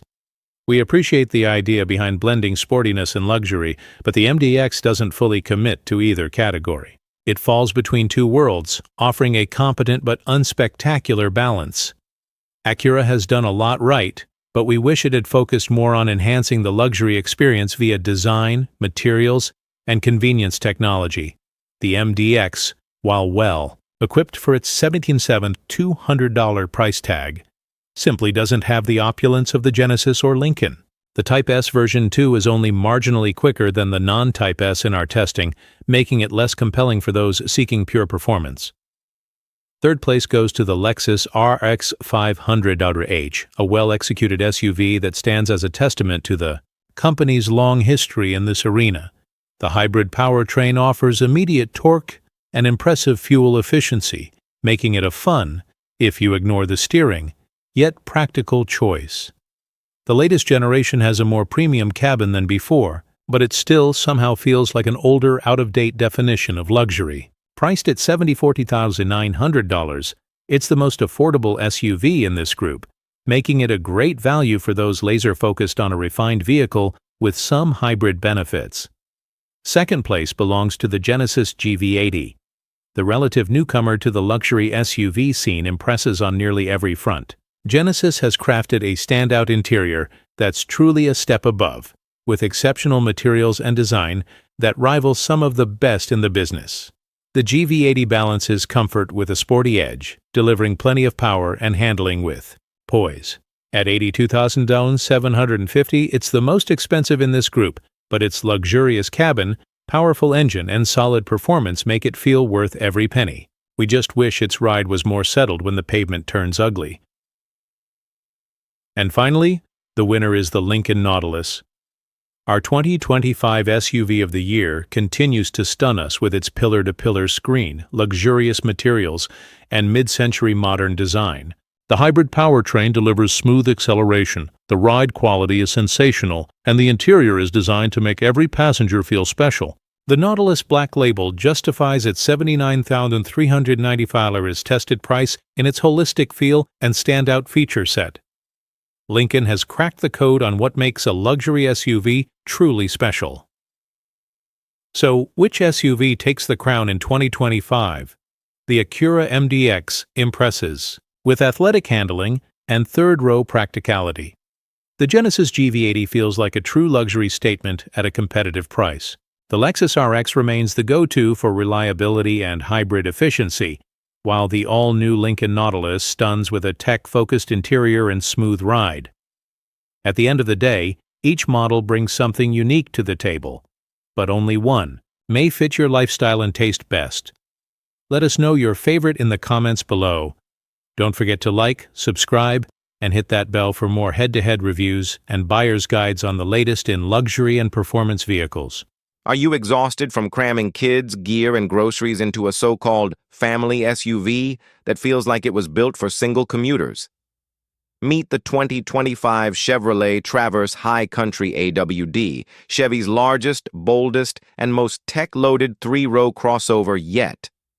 In this comprehensive review, we're diving into everything that matters: interior space, daily practicality, driving performance, and whether that new Turbo 4 engine is a genuine upgrade or a cleverly disguised compromise. If your life revolves around school drop-offs, weekend tournaments, family vacations, and the endless chaos of parenting, you'll want to know if this all-new Traverse lives up to its price and its promise. Bigger, bolder, and built for chaos. When it comes to parenting, no vehicle is ever truly too big. Babies alone come with enough equipment to outfit a small apartment. Strollers, playpens, diaper bags, car seats, and the occasional backup car seat for grandma's house. And if you're lucky enough to have more than one kid, or your kid has friends, or you've suddenly become the designated carpool driver for an entire soccer team, you get it. You need room. Lots of it.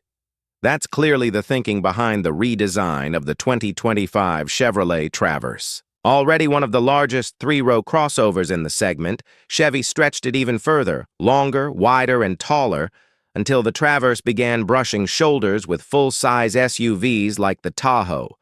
In fact, the new Traverse is now so big and spacious it nearly matches the Tahoe's cavernous cabin, but costs nearly $18,000 less. No, it's not a Tahoe, but it's close.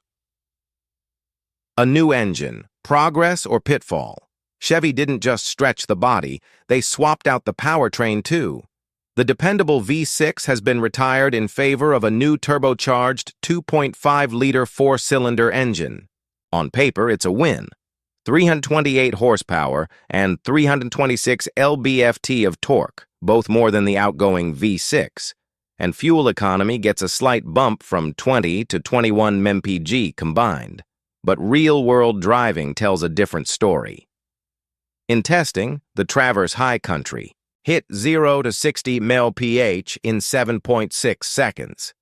That's nearly a full second slower than the previous generation V6 model. The Turbo 4 struggles to build boost quickly, especially off the line, making city driving and highway merging a louder, slower experience than you'd hope. Push the throttle hard, and the engine grumbles and groans like a teenager asked to take out the trash. The 8-speed automatic does a decent job smoothing things out, but Chevy's decision to make AWD a manual selection, you have to push a button to engage it, is an odd oversight in an era where almost everything else is automated. Thankfully, it remembers your setting after each startup. Designed around the family circus. Once you slide inside, the Traverse High Country makes its case with technology and thoughtful family-focused touches. Up front, there's a massive 17.7-inch infotainment display perched high and angled toward the driver. It looks like a TV, and it's just as sharp and responsive. Google Maps is built in, and you can download apps like Spotify and Waze directly to the system. Best of all, Apple CarPlay and Android Auto are still supported. GM may be phasing them out in EVs, but Traverse owners aren't affected. The interface is clean, fast, and intuitive, and there are still physical knobs and buttons for climate and volume, thankfully avoiding the frustrating all-touchscreen trend. Also included is a 10-speaker Bose audio system, enhanced by active noise cancellation that cuts engine drone during cruising. Parents will especially appreciate the available Super Cruise, GM's hands-free driver assistance system, which covers more than 600,000 miles of U.S. roads and gives you the freedom to hand over the wheel, at least some of the time. Comfort. In every row, almost. Comfort is a mixed bag. The Traverse High Country checks nearly every equipment box: heated and ventilated front seats, a heated power steering wheel, heated second-row captain's chairs, and a third row that folds at the push of a button. Even the steering wheel is power adjustable. But while the feature list impresses, materials fall short of the High Country name. There's a lot of black plastic faux carbon fiber accents that feel out of place, and seat cushioning that's too flat for true long-haul comfort. Opting for the lighter interior color helps brighten things, but don't expect luxury SUV vibes. Where the Traverse absolutely shines is space and functionality. The second-row captain's chairs offer a commanding view and enough headroom for adults over 6 feet tall. USB-C ports, a 120-watt outlet, and climate controls keep kids connected and cool. Even better, Chevy's smart one-touch tilt and slide feature lets you access the third row even with a child seat installed in the second row. And once you're back there, the Traverse feels genuinely adult-friendly. High seating position, decent legroom, and a comfortable layout. Even if the third row lacks child seat anchors and has rock-hard armrests. Cargo capacity is another high point. With all seats in use, you still get 22.9 cubic feet of storage, nearly as much as the Tahoe. Drop the second and third rows, and you've got 97.6 cubic feet of space, besting most competitors. Only the Toyota Grand Highlander comes close. Surprisingly, capable on the road. Despite its size, the Traverse handles surprisingly well. The steering is light but precise. The brakes are firm, and body roll is nicely managed for such a large vehicle. The ride is also smoother than expected, even on 22-inch wheels with low-profile tires. Would it ride better with smaller wheels? Probably, but Chevy clearly went for style, and the ride doesn't suffer too much for it. Is this a canyon carver? Of course not. But for everyday commuting, school runs, and highway travel, the Traverse is a solid, composed performer. And in high country trim, it offers just enough tech and comfort to make parenting life feel a little less hectic. The verdict: worth it for the space alone. Starting at $42,195, and with our loaded high country AWD tester priced at $58,290. The 2025 Traverse isn't a budget option, but it's also not overpriced for what you get. The combination of massive interior volume, kid-friendly features, user-friendly tech, and legit third-row comfort makes it one of the most practical, large crossovers on the market. Sure, the new engine is a step backward in sound and speed, and some of the interior materials don't live up to the top trim price. But if your top priorities are space, ease of use, and family-first design, the Traverse more than delivers. Is bigger really better? Yes, for families. In the end, the Traverse High Country may not be the fastest, quietest, or most luxurious SUV out there, but it nails the fundamentals that matter most to busy families. If you're hauling kids, pets, gear, and your own sanity, from point A to point B, this three-row crossover deserves a hard look. Got questions about how the Traverse compares to the Tahoe or other large SUVs? Drop them in the comments. We love talking about vehicles that actually make parenting easier. And don't forget to like, subscribe, and hit that bell so you don't miss our next in-depth review of the best family rides on the road.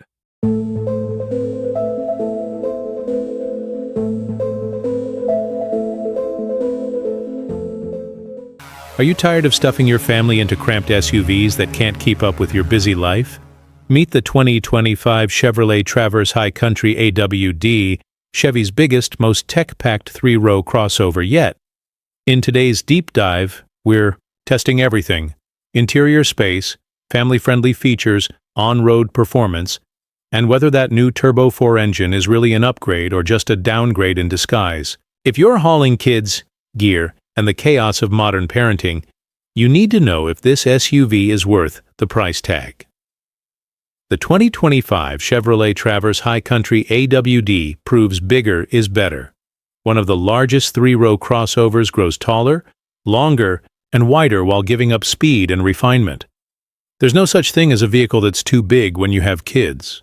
The little nuggets basically come into the world with a tiny house's worth of stuff: stroller, portable crib, car seat, high chair, play gym, that turns every road trip into a traveling circus. And where there's one kid, it's usually not long before more show up. Siblings, friends, friends of siblings, and siblings of friends, all with their own literal and figurative baggage that a parent-turned-semi-professional chauffeur must see to. Heaven help you if your kids and their friends take an interest in hockey or the upright bass. There must be some hockey dads and orchestra moms behind the 2025 Chevrolet Traverse, because when it came time to redesign the three-row crossover for 2024, the designers and engineers took what was already one of the largest vehicles in the segment and stretched it longer, wider, and taller. The resulting road-going dirigible feels every bit as cavernous as the full-size Chevy Tahoe that it undercuts by some $18,000. A Traverse is not a Tahoe, of course, for many reasons, but perhaps most significantly the engine. While Tahoes are typically powered by V8s, the Traverse's recent refresh traded a trusty old V6 for a turbocharged four-cylinder that's not exactly an upgrade. So where does the redesign net out? We ran the 2025 Chevrolet Traverse High Country AWD through our testing regimen, then piled kids into the back seats for subjective evaluations to answer that question. At $57,295 to start, the Traverse High Country AWD is neither cheap nor expensive, landing at a price that's fair given the long list of features. The interior taps into America's love of huge televisions with a 17.7-inch infotainment screen placed high on the dash and close to the driver, making it appear larger than it is. It runs software that feels intuitive and familiar from the first tap thanks to native Google Maps integration and the ability to download apps like Spotify and Waze directly to the vehicle. Remember, too, that GM's crusade against Apple CarPlay and Android Auto is only being carried out on its EVs. So Traverse buyers still have the option to mirror their phones if they prefer. We also appreciate that, while the designers easily could have done away with physical climate controls, they kept a few critical knobs and buttons, successfully capturing a minimalist look without compromising easy-to-use functionality. A 10-speaker Bose sound system delivers clear, crisp audio with help from an active noise cancellation system that quiets engine drone at cruising speeds. Some 600,000 miles of highways and two-lane roads can be handled by GM's excellent Super Cruise driver assistance system, leaving the driver's hands free for opening snacks, blindly grasping for dropped toys in the second row, or clapping along to "If You're Happy and You Know It." And pretty much everything inside the cabin has been electrified. There's a power tilt and telescope heated steering wheel, heated and ventilated power-adjustable front seats, plus heated second-row captain's chairs and a three-seat third row that can all be dropped at the touch of a couple buttons in the cargo hold. The only thing obviously missing from our $58,290 test vehicle was a panoramic sunroof, a $1,500 option. The luxury of space. While the equipment list checks nearly all the expected boxes, nothing about the Traverse cabin is particularly luxurious. The plastics feel plasticky. The faux carbon fiber trim is a non sequitur in a vehicle named High Country, and an abundance of black makes for a dour ambiance.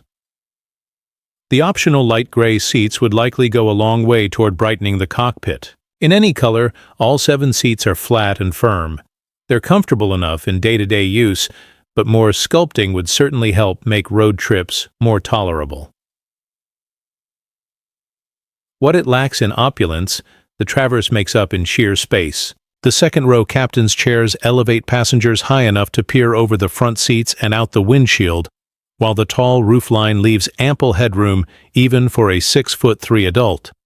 Second-row passengers can stay cool and connected thanks to USB-C ports, a 120-volt household outlet, and climate controls for the rear zone. Parents will appreciate the easy-to-access child seat anchors and the one-touch tilt and slide action that grants passage to the third row, even with a car seat installed. That mechanical ballet opens a wide passage for clambering into the third row, where the width and height of the Traverse once again pay off. The third row seat cushion sits nice and high relative to the floor, providing a natural seating position even for adults. Outboard passengers get a cup holder and USB-C port, plus an overhead climate vent, but there's some evidence of cost-cutting. The third row doesn't have child seat anchors, and the armrests are unapologetically hard. Even with all seats occupied, there's a generous 22.9 cubic feet of cargo space, nearly as much as you get in a Tahoe, plus room to swallow large duffel bags in an underfloor bin. Total cargo volume grows to 97.6 cubic feet, with the second and third rows folded, which is about 10 cubes more than you'll get in competitors such as the Ford Explorer and the Jeep Grand Cherokee L. Only the Toyota Grand Highlander comes close to matching that. Going backward while going forward. Pop the hood, and the new turbocharged 2.5-liter inline-4 fills out the engine bay and Chevy's spec sheet like a much larger engine. With 328 HP and 326 lb-ft of torque, it's the strongest standard engine among three-row crossovers, and an improvement of 18 horses and 60 lb-ft relative to the naturally aspirated 3.6-liter V6 that powered the previous Traverse. It also nudges combined fuel economy from 20 to 21 dB.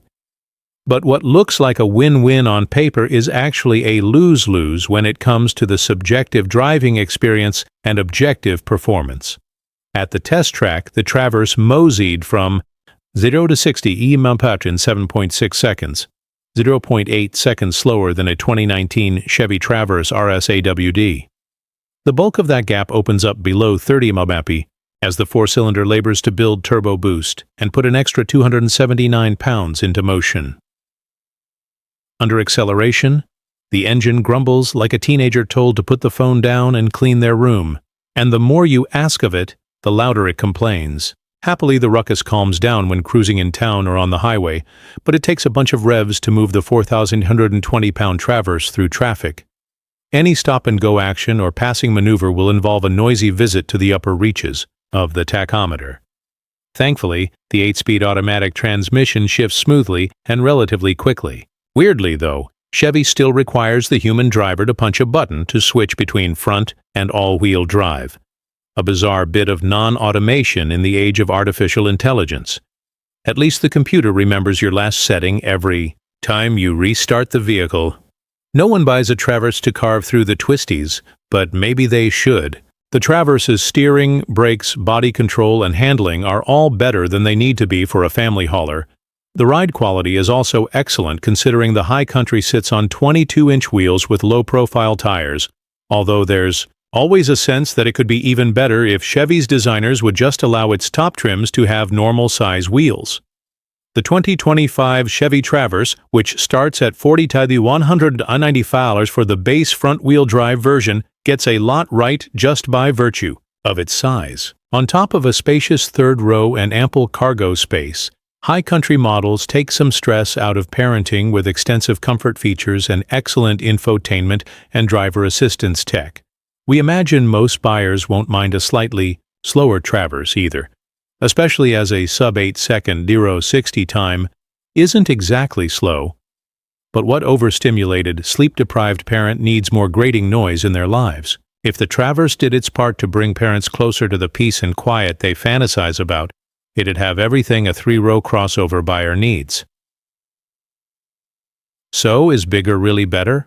In many ways, the 2025 Chevy Traverse High Country delivers exactly what families crave: space, comfort, and tech that actually makes your daily grind easier. Sure, it's not the fastest SUV on the block, and the engine noise might rattle your nerves during hard acceleration.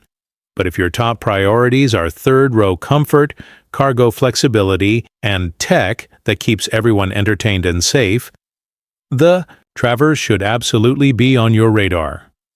Got questions about the Traverse versus Tahoe or other large SUVs?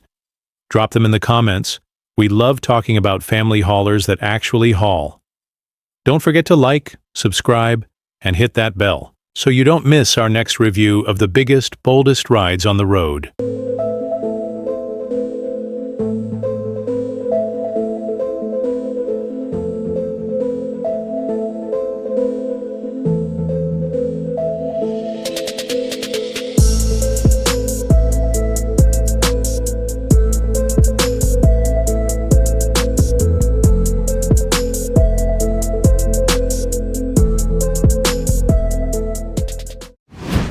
In the world of pickup truck, some decisions are more than just business. They're a direct challenge to a brand's very soul.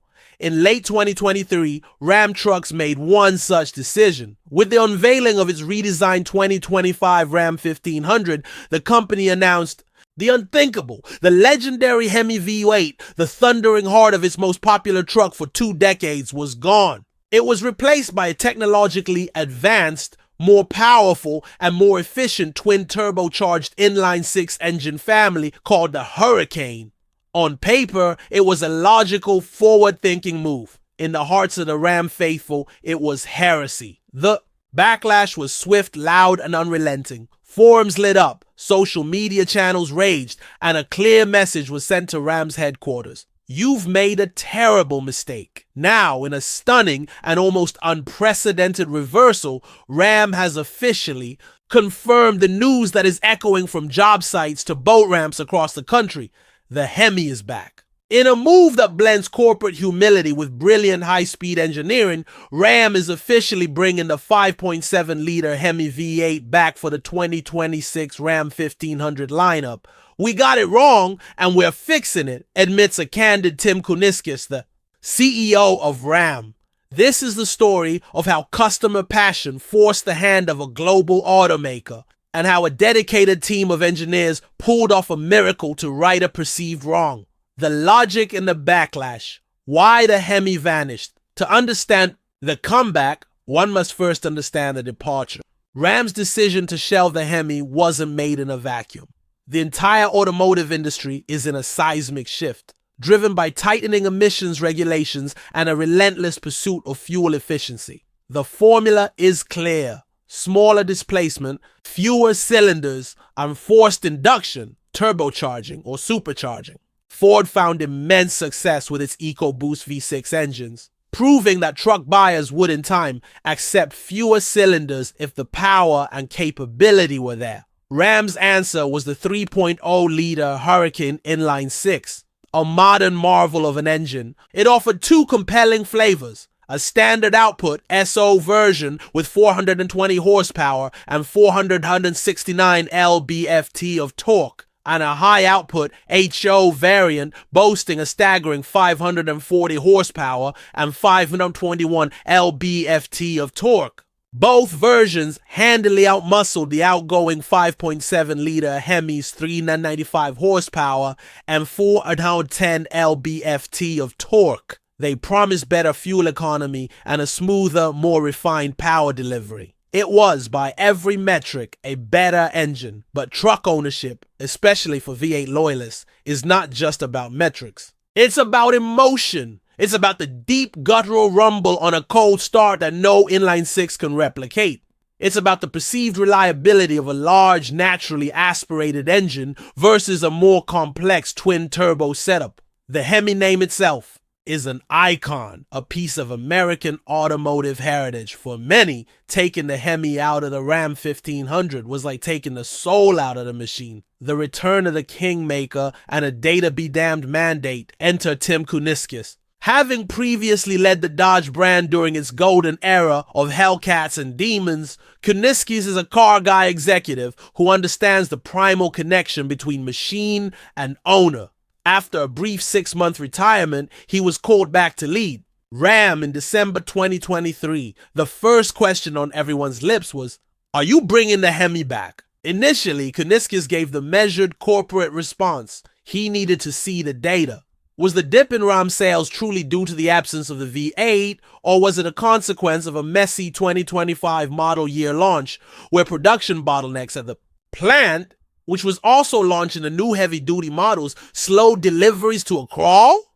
But as the weeks turned into months, the chorus of discontent from customers and dealers grew deafening. The data, it turned out, was secondary to the passion. In a remarkable shift in tone, Kuniskis now says, "Data be damned." It was clear that the voice of the customer was the only metric that mattered. This wasn't a sudden epiphany. Kuniskis reveals the mission began the moment he returned.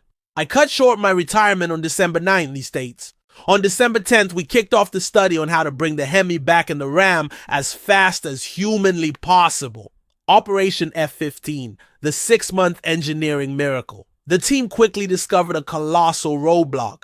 The redesigned 2025 Ram 1500 was built on a brand new electrical architecture, the truck's digital nervous system, that was never designed to communicate with the older Hemi V8. The initial engineering assessment was grim. It would take at least 18 months to re-engineer the systems, a lifetime in the fast-moving auto market. Unwilling to accept this, Kuniskis assembled a special task force, codenamed F-15, led by the legendary former SRT chief engineer, Darrell Smith.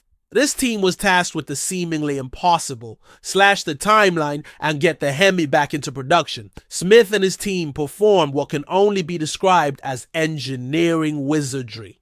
The key was a clever workaround, a hack, courtesy of the Hemi's other home within the Stellantis family, the Jeep Wagoneer and Grand Wagoneer. These large SUVs use a version of the same body-on-frame architecture as the Ram 1500. Crucially, they had already been engineered to pair the 5.7-liter Hemi with its e-torque mild hybrid system to the new generation electrical architecture. Instead of going from one architecture to a new architecture, we went to a different version of that same architecture, which made it possible to do in 6 months. Kuniskis explains, the Jeep became the enabler, the Rosetta Stone that allowed the Hemi to speak the new Ram's digital language without needing a completely new time-consuming calibration. This shortcut slashed the timeline from 18 months down to just 6. Hemi-powered. 2026 Ram 1500s will now be rolling into dealerships this summer.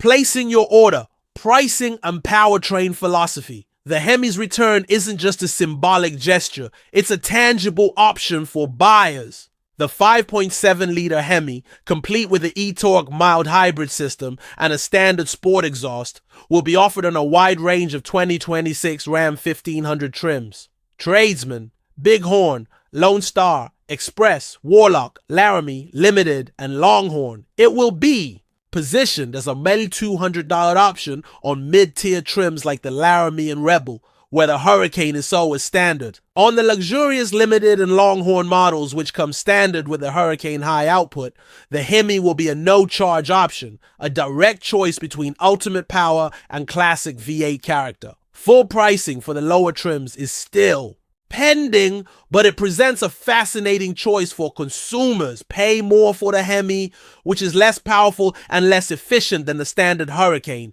purely for the sound and feel. This decision highlights the two competing philosophies at play. The Hurricane is for the buyer who values modern performance and peak numbers. The Hemi is for the traditionalist, the loyalist, the driver who believes the soundtrack is as important as the spec sheet. The unanswered questions, RHO and the ghost of TRX. Noticeably absent from the Hemi list are the two pinnacle trims, the luxurious Tungsten and the off-road performance RHO, both of which will rely exclusively on the high-output Hurricane engine. Could the Hemi be added later to the Ford Raptor fighting RHO? Kuniskis is hesitant. "I'm not sure," he says. "It's a for sure I want to do it, but it's not a for sure that it's a good idea."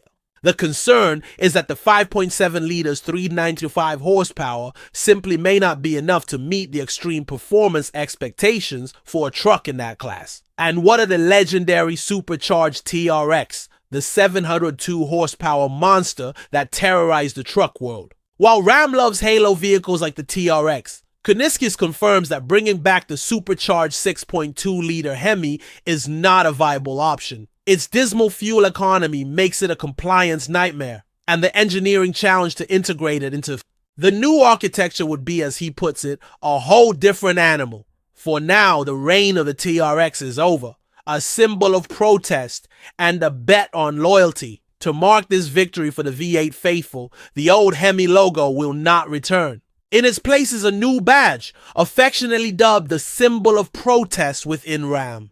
It depicts a stylized V8 engine block with exaggerated exhaust pipes and a ram's head, a bold declaration of powertrain pride that will adorn the front fender of every V8 powered truck. Kuniskis is betting that this pride will translate into sales. He predicts the take rate for the Hemi will settle somewhere between 25 and 40%, significantly higher than Ford's roughly 25% V8 take rate in the F-150.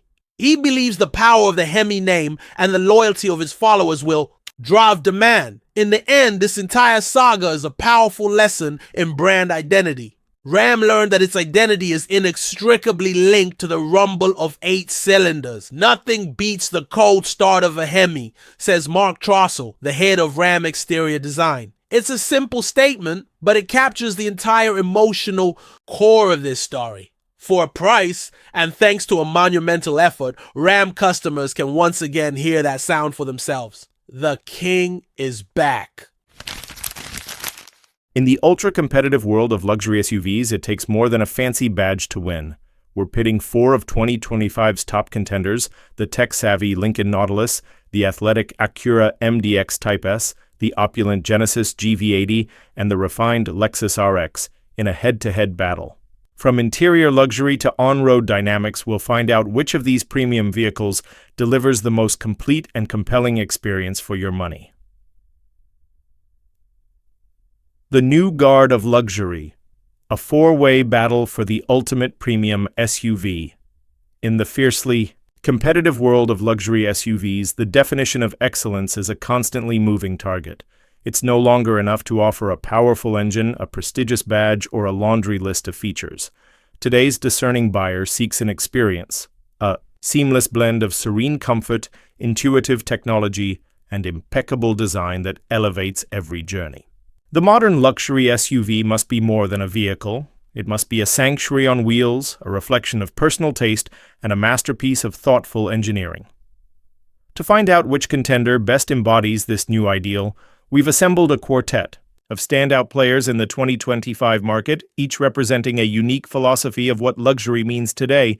In this comprehensive showdown, we pit the tech-forward elegance of the Lincoln Nautilus, the athletic prowess of the Acura MDX Type SR, the disruptive opulence of the Genesis GV80, and the refined efficiency of the Lexus RX against one another. Priced between $75,000 and $83,000, these SUVs are not just fighting for sales. They are battling for the very soul of modern luxury.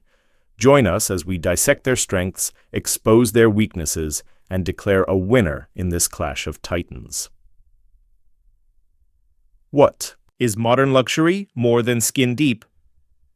Before we dive into the specifics, it's crucial to ask, what does luxury truly mean in 2025? The answer lies in a delicate balance of tangible quality and emotional connection. It's the supple feel of quilted Napa leather, the cool touch of real aluminum trim, and the satisfying click of a knurled metal dial. It's the hushed silence of a cabin that isolates you from the chaos of the outside world, and a powertrain that delivers effortless performance with a whisper, not a shout. This isn't just our opinion. Industry data reveals that today's luxury buyer prioritizes advanced, intuitive technology and demands that their vehicle be a genuine extension of their personality. It's about creating an occasion every time you slide behind the wheel. The Genesis and Lincoln in particular understand this theatricality, greeting you with intricate light shows and even wafting bespoke fragrances into the cabin. They aim to create an unforgettable first impression and largely succeed. But true luxury must endure beyond the initial wow factor. It must be woven into the fabric of the vehicle, from the driver's seat to the second row, and felt in every aspect of the driving experience. The contenders, a deep dive. The Genesis GV80 3.5T, the audacious challenger. The Genesis GV80 struts onto the scene with the confidence of a seasoned veteran, despite being a relative newcomer. Its design is a bold statement, from the massive crest grille to the distinctive quad-lamp signature. Inside, the GV80 is simply breathtaking. Our tester's cabin, adorned with rich, brown quilted leather and deep green accents, feels less like a premium SUV and more like a bespoke creation from a British luxury house. The massive 27-inch curved OLED display is a stunning centerpiece, yet Genesis has wisely retained a mix of elegant physical controls, creating a perfect blend of modern tech and tactile satisfaction. Under the hood, its 375 HP twin-turbo V6 delivers smooth, authoritative power. Mated to a refined 8-speed automatic, the GV80 feels eager and responsive, surging forward with a confident shove that makes highway merging and passing effortless. On a winding road, it remains composed and substantial, its rear-wheel drive biased. Platform providing a sense of athletic balance. However, the GV80's polished veneer begins to crack when the road gets rough. Its suspension, while competent on smooth pavement, struggles to filter out sharp impacts, sending unwelcome vibrations into the otherwise serene cabin. This flaw is magnified when compared to the Lincoln's cloud-like ride. Furthermore, a few peculiar omissions detract from the luxury experience. While the driver is treated to a multi-mode massage function, the front passenger is curiously left out, a strange oversight in a vehicle aiming for flagship status. These may be small details, but in this segment, the details are everything.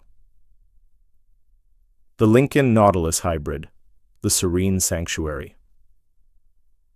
As our reigning 2025 SUV of the year, the Lincoln Nautilus enters this comparison with high expectations, and it doesn't disappoint. Its design philosophy is rooted in a sense of calm and tranquility. The exterior is clean and elegant, but the interior is where the Nautilus truly redefines American luxury. The pillar-to-pillar 48-inch panoramic display is a showstopper, a customizable digital canvas that is surprisingly intuitive. Paired with a smaller, more conventional touchscreen, it makes for a user experience that is both futuristic and functional, earning it a Motor Trend Best Tech Award.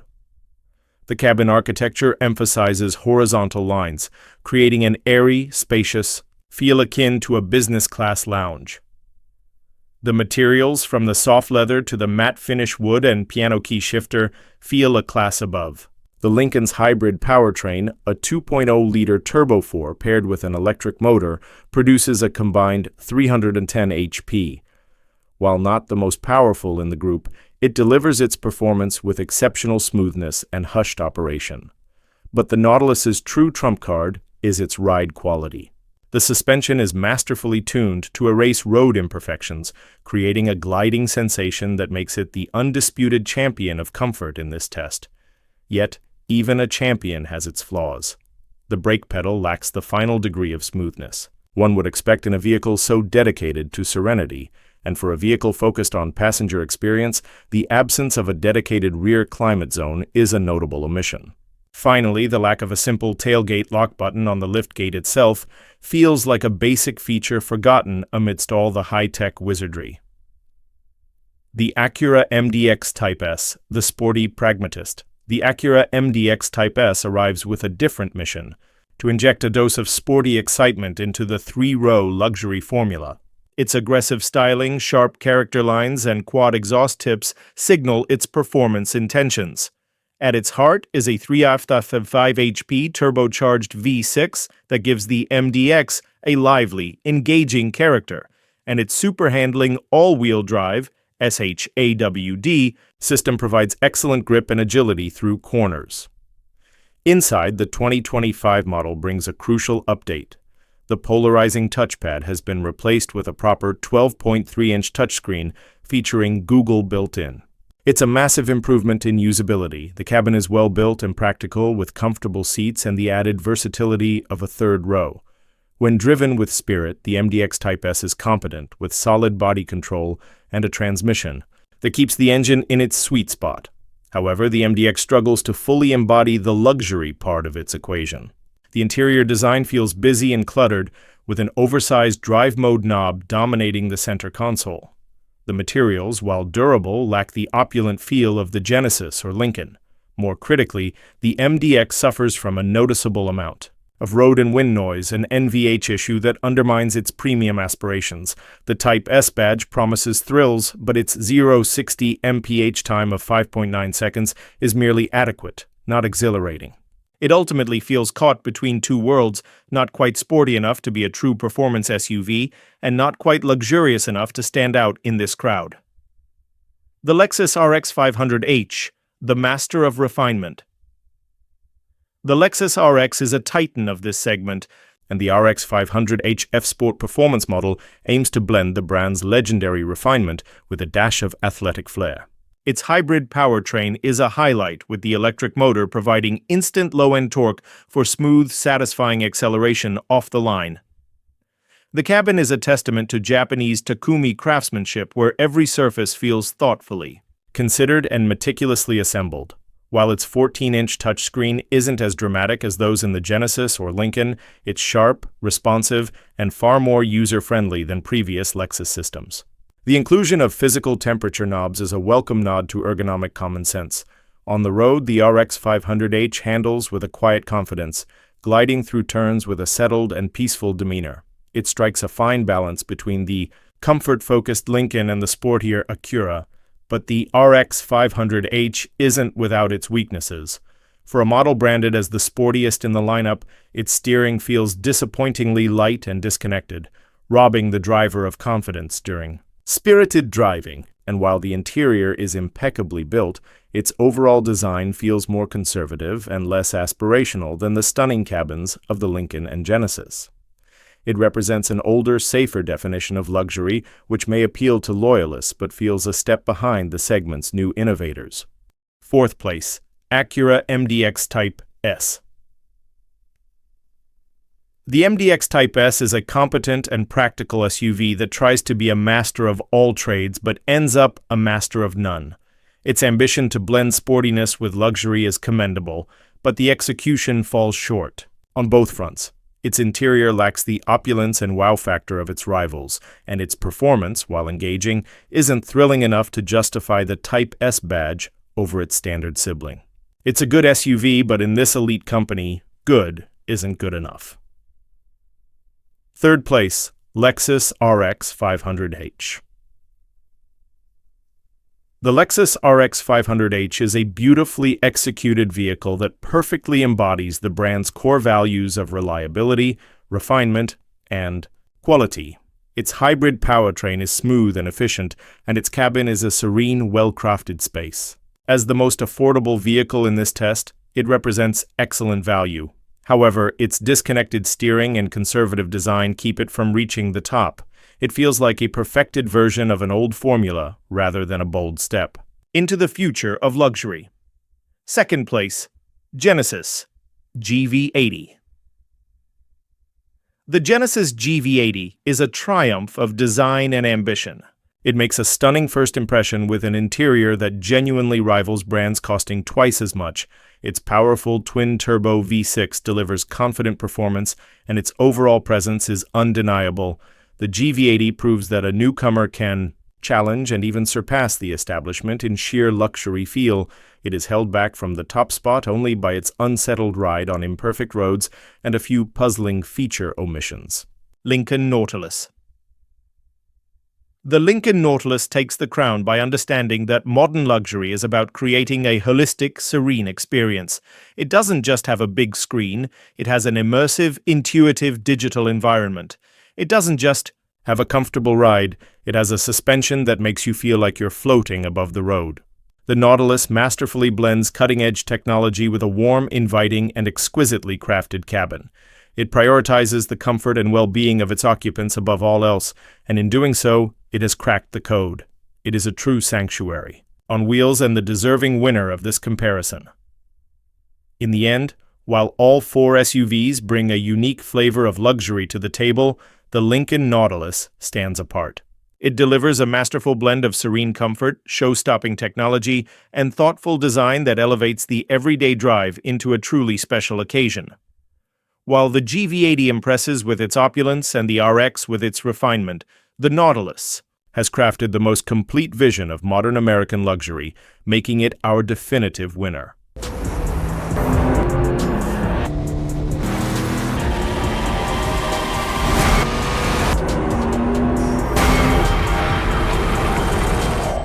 Introducing the 2026 Aston Martin Vantage Roadster, a blend of luxury, performance, and open-air exhilaration. Let's explore what makes this convertible a standout in the sports car arena. Exterior design. The Vantage Roadster boasts a bold front fascia, sleek lines, and a retractable soft top that operates in just 6.8 seconds at speeds up to 31 mph. Its design is both aggressive and elegant, capturing attention from every angle. Performance and handling. Under the hood lies a 4.0-liter twin-turbo V8 engine, delivering 656 horsepower, propelling the Roadster from 0 to 60 mph in just 3.5 seconds. The chassis, shared with the coupe, offers enhanced stiffness and responsive handling, ensuring a dynamic driving experience. Interior and features. Inside, the Vantage Roadster features a refined cabin with premium materials and a 10.25-inch infotainment display. The ergonomically designed seats and intuitive controls make every drive comfortable and engaging. Driving experience. Driving the Vantage Roadster is a sensory delight.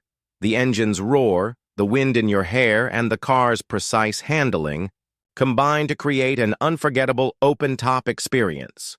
Conclusion. The 2026 Aston Martin Vantage Roadster seamlessly merges performance and luxury in a convertible package. Whether cruising the coastline or tackling winding roads, it delivers on all fronts. Enjoyed this review? Subscribe for more automotive insights and hit the bell icon to stay updated on our latest videos. The Hemi is back. Just when truck fans thought Ram had gone soft, they roared back into the spotlight. Yes, Ram has officially reversed course and is bringing back the legendary 5.7-liter Hemi V8 in the 2026 Ram 1500 lineup. Whether you're here for the rumble, the muscle, or the nostalgia, you're in for a ride. In today's video, we'll dive into the shocking decision to drop the V8 in 2025, how customer outrage flipped the script, and how Ram pulled off an engineering miracle to bring the Hemi back just 1 year later. Plus, we'll cover which trims are getting it, what it'll cost you, and why this move could shake up the truck world once again. So grab your coffee, fire up your imagination, and let's hit the throttle on the return of America's favorite, V8. It's official, the Hemi-powered Ram 1500 is back. Ram rights a wrong and will bring back the Hemi V8 on the 2026 Ram 1500, and if you can't hear it, maybe you'll spot its cool new badge. We got it wrong and we're fixing it, Ram. CEO Tim Kuniskis says, what did Ram get wrong? The truckmaker nixed the Hemi V8 option from the redesigned 2025 Ram 1500, making the more powerful and fuel-efficient but less throaty Hurricane twin-turbo inline-6 standard. As for fixing it, the Hemi is indeed returning to the menu for the 2026 model year. Order books are now open, and trucks with the V8 option should be on sale this summer. The Hurricane 3.0-liter twin-turbo i6 will continue to be the standard engine across the majority of the lineup, while the 5.7-liter Hemi becomes a $1,200 option on trims, where the standard output SO Hurricane engine is standard, so Laramie and Rebel. It is a no-charge option on the limited and Longhorn models that had the high-output Hurricane as standard. For the lower 4 trim levels, Tradesman, Express, Warlock, and Bighorn Lone Star, on which the SO Hurricane also is optional, and a 3.6-liter V6 is standard, the Hemi's option price isn't yet known, as Ram hasn't released full 2026 model year pricing yet. So it remains to be seen whether the Hemi will cost more than the SO Hurricane on those Ram 1500s. a curious positioning given the Hurricane makes more power and is more fuel efficient.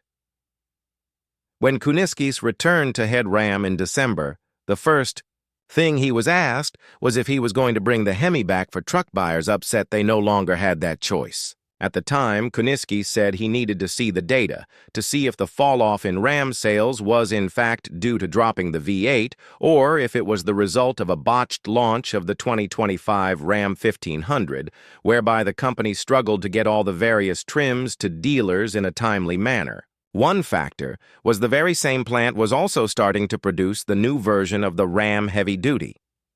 Today, Ram retail sales are up. Overall sales don't look as healthy because the company deliberately pulled back on rental fleet sales. But the Hemi is coming back. Data be damned, Kuniskis says now. It appears this was Kuniskis' plan from day one. He cut short his retirement on December 9th after only 6 months. On December 10th, we kicked off the study on how to bring the Hemi back in the Ram as fast as humanly possible. The key problem standing the V8's way was the 2025 Ram 1500 had a new electrical architecture that was not intended to support the Hemi. The initial feedback was that it would take 18 months. A special team was put together, codenamed F-15, led by former SRT chief engineer Daryl Smith. Smith worked some kind of magic, reduced the timeline to 6 months, and trucks with the 5.7-liter will be in dealerships this summer. There is extra cost involved, but it is nominal. Contracts had to be renegotiated, and there are compliance issues, all of which explains the additional $1,200 cost, Kuniskis says.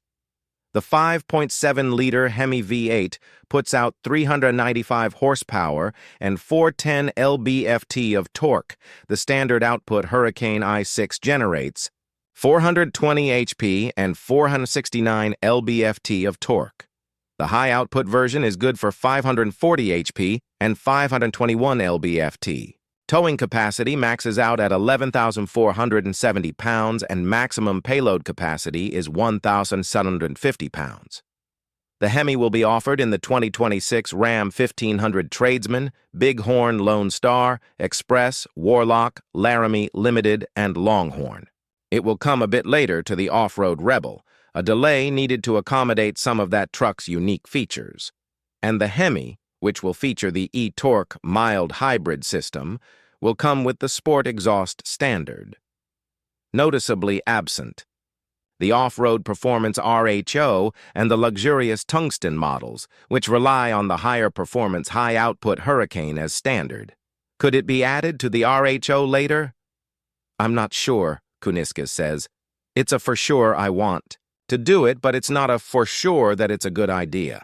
And what about a supercharged TRX, the powerful truck that went head-to-head with the Ford F-150 Raptor R until it was discontinued after the 2024 model year?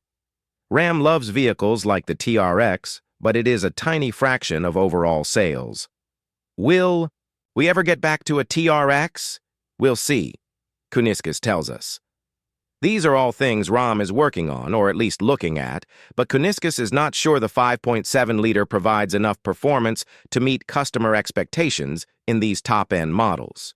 I'm not saying we won't do it, but that's what I am thinking about it right now. Speaking of the TRX, specifically bringing back the supercharged 6.2-liter Hemi is not a viable option. It is really bad for compliance and yields very few sales, says the Ram boss. Nor is it easy to do because it has never been incorporated into the new Ram 1500 electrical architecture, so all electronics and modules and connections are different. The workaround to accommodate the 5.7-liter Hemi is courtesy of the Jeep Wagoneer family, an SUV that uses a version of the same architecture as the body-on-frame trucks, but was engineered for the 5.7-liter Hemi with its mild e-torque hybrid system, so no additional calibration was needed. The e-torque system replaces the traditional engine-mounted alternator with a belt-driven motor generator unit. The motor generator unit works with a 48-volt battery pack for stop-start, adding torque in certain driving situations, and regenerative braking. The system enables up to 130 lb-ft of torque, to be available on initial throttle tip-in. The Jeep became the enabler. Instead of going from one architecture to a new architecture, we went to a different version of that same architecture, which made it possible to do in 6 months, Kuniskis said. But putting a 6.2-liter in there would be a whole different animal. The old Hemi logo will not return. The new one, dubbed the symbol of protest, is a V8 engine block with exaggerated exhaust pipes and a ram's head. The badge will be on all V8 trucks' front fenders. Kuniskis thinks the take rate for the Hemi will be in the 25 to 40% range, with dealers ordering probably too many initially. Demand will then level off, but stay higher than at Ford, for example, where 25% opt for a V8 in their F-150s. Ram should have a higher take rate because the Hemi is a well-known name and because there are many loyalists who will buy it for the sound alone, he says. Nothing beats the cold start of a Hemi, said Mark Trossel, Senior Vice President of Mopar and Ram Exterior Design. There you have it. Ram listened, acted fast, and made things right.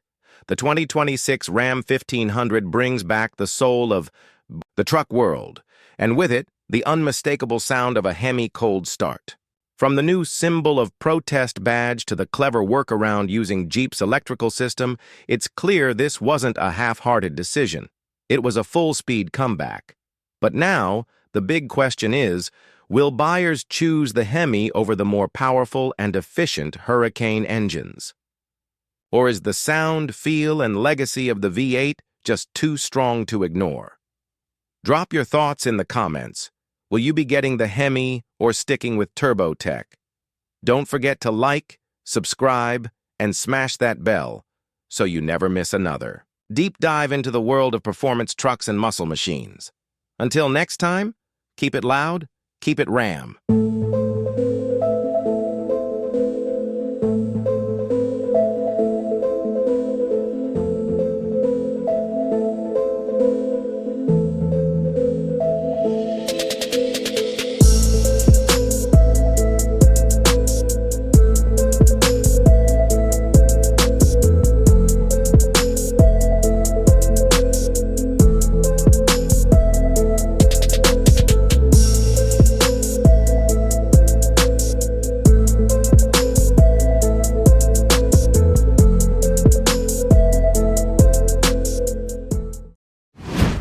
Just when it looked like the era of the V8 was fading into the rearview mirror, Ram trucks threw down the gauntlet and roared back into the spotlight.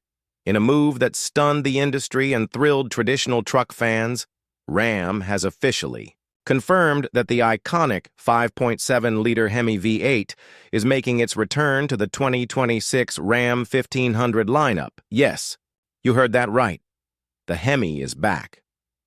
After Ram's controversial decision to eliminate the beloved V8 from the 2025 model year in favor of the more modern, but less characterful, Hurricane twin-turbo inline-six, the automaker faced a serious backlash. Truck loyalists made their voices heard, and it turns out Ram was listening. Now, thanks to an intense internal effort and some clever engineering, the thunderous rumble of the Hemi will once again echo through dealerships nationwide starting this summer. Let's break down why Ram dropped the Hemi in the first place, how it brought it back in record time, which trims will feature it, and what this means for the future of American muscle trucks. From V8 to Hurricane. What went wrong?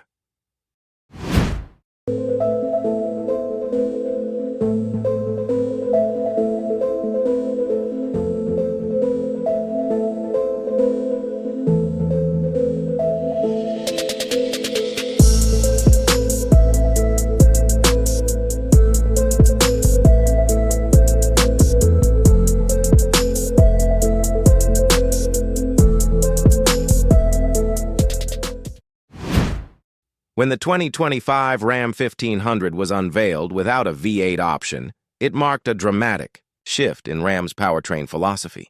The company replaced the Hemi with two versions of the new Hurricane 3.0-liter twin-turbo inline-six, a standard output, 420 HP, 469 lb-ft, and a high-output version, 540 HP, 521 lb-ft. These engines were technically impressive, offering more power, better fuel economy, and advanced emissions compliance. But for many loyal buyers, numbers weren't everything. Gone was the visceral growl of the V8, the raw punch off the line, and the decades-long emotional bond with the Hemi nameplate. The Hurricane, while competent, didn't tug at the heartstrings. Sales started to waver. Though Ram attributed part of the decline to production delays and trim rollouts, internal chatter hinted at something deeper, a culture clash between tradition and technology, a CEO's return and a reversal of course. Tim Kuniskis, a man well-versed in muscle car lore and Mopar loyalty, came out of retirement in December 2024 to take the reins at Ram. One of the first things he was asked, "Are you bringing the Hemi back?" At the time, Kuniskis played it cool, stating he needed to analyze sales trends and feedback. But behind closed doors, the wheels were already turning. Just one day after he returned to work, Ram launched an internal operation to investigate how quickly they could reintegrate the 5.7-liter Hemi into the newly redesigned Ram 1500. That operation was codenamed Project F-15, and it would become a miracle of modern automotive engineering. The impossible. Hemi returns in 6 months. The biggest hurdle? The 2025 Ram 1500's all-new electrical architecture, which had been built without any provision for the older V8 powertrain. Initial estimates suggested it would take 18 months to retrofit the system, but that timeline wasn't good enough. Under the leadership of former SRT engineering boss Daryl Smith, Project F-15 found a workaround. By adapting the electrical system from the Jeep Wagoneer, a vehicle that shares a body-on-frame design and was already configured to support the Hemi with its e-torque mild hybrid system, they bypassed the bulk of the development bottleneck. In just 6 months, they made it work. The solution involved integrating the Hemi with a 48-volt mild hybrid setup, allowing for stop-start capability, regenerative braking, and up to 130 lb-ft of additional torque on throttle tip-in. In other words, it's the Hemi you know and love, just a little smarter under the hood. What's under the hood? Specs and performance. The returning 5.7-liter Hemi V8 delivers 395 horsepower and 410 lb-ft of torque. Those numbers might not top the Hurricanes on paper, but it's not all about stats. It's about sound, response, and legacy. Maximum towing capacity with the Hemi reaches 11,470 pounds, with a max payload rating of 1,750 pounds, making it more than capable for serious work. This version of the Hemi will feature Ram's sport exhaust system as standard, ensuring the unmistakable V8 growl is heard loud and clear every time you fire it up. Trim availability and pricing breakdown. The Hemi will be available as an option on a wide range of trims for the 2026 Ram 1500 Tradesman, Express, Warlock, Bighorn, Lone Star, V8 pricing TBD, pending official release. Laramie and Rebel. The Hemi will be a $1,200 option. Limited and Longhorn. No additional charge to swap the standard high-output Hurricane for the Hemi. Rebel will receive the Hemi slightly later due to unique configuration needs. Absent from the list are the high-end tungsten and RHO trims, which come standard with the more powerful Hurricane HO engine.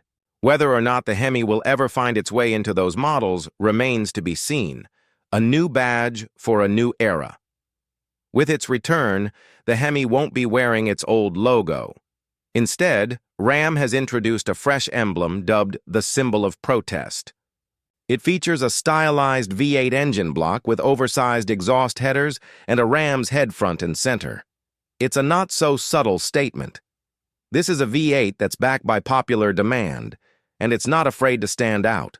The TRX question and future possibilities. Naturally, fans are asking, will Ram bring back the TRX? Could we see a return of the supercharged 6.2-liter V8?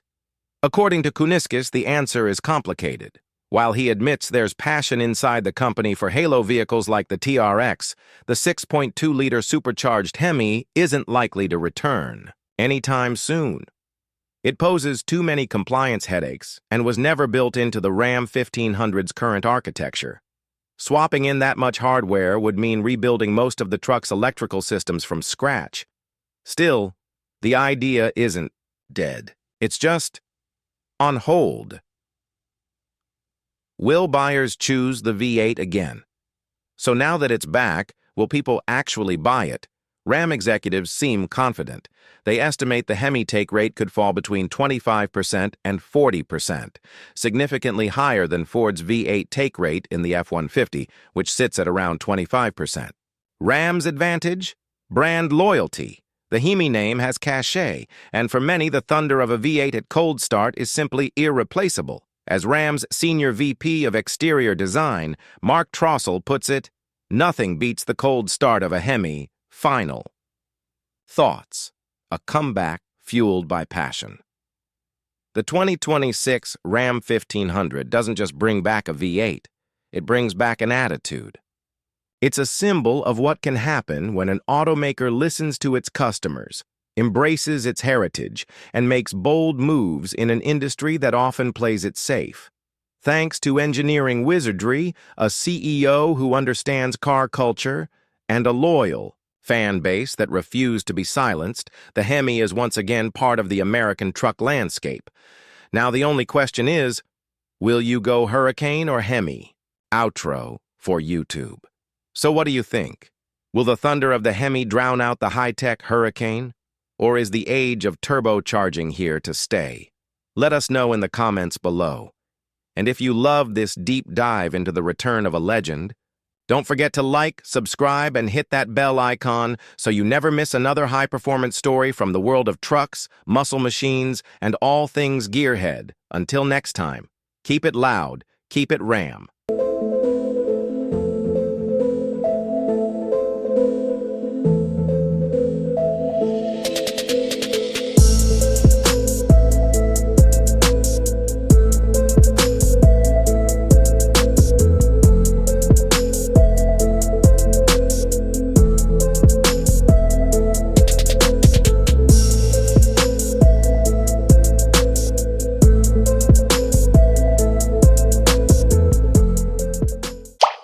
Welcome back to the channel, car enthusiasts. If you thought the BMW M2 had already peaked, think again.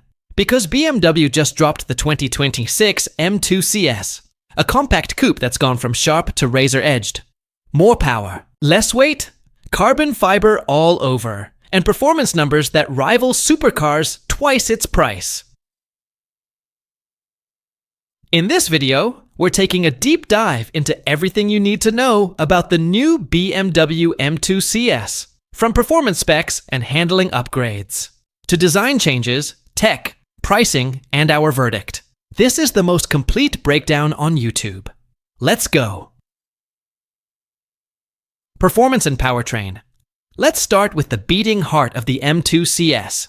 Under the hood, you'll find BMW's iconic S58 engine, a 3-liter twin-turbo inline-6. But it's not the same one found in the standard M2. Oh no. This one's been dialed up to deliver a jaw-dropping 523 horsepower and 479 lb-ft of torque. That's 50 more horses and 36 lb-ft more torque than the base M2. And that extra power matters, especially on the track or even an aggressive canyon run. The engine is mated to an 8-speed automatic transmission. And while some enthusiasts may long for a manual, this autobox is quick, intuitive, and keeps the CS focused on one thing: speed. BMW claims 0-60 mph in just 3.7 seconds. But based on how previous M cars have outperformed their official figures, we wouldn't be surprised to see real-world times closer to 3.5 seconds. And don't forget, this car is rear-wheel drive, making it a true purist's performance coupe. Handling and weight reduction. Power is only half the equation. Weight and balance matter just as much. That's why BMW went all in on reducing mass wherever they could. Compared to the standard M2, the CS sheds about 97 pounds, bringing the curb weight down to a leaner, meaner profile.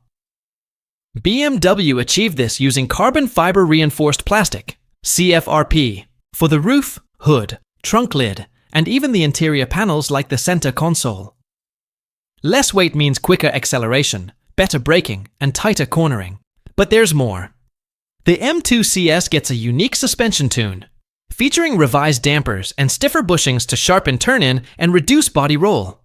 Add to that staggered lightweight forged wheels wrapped in sticky Michelin Pilot Sport Cup 2 tires, and you've got a compact coupe that eats corners for breakfast.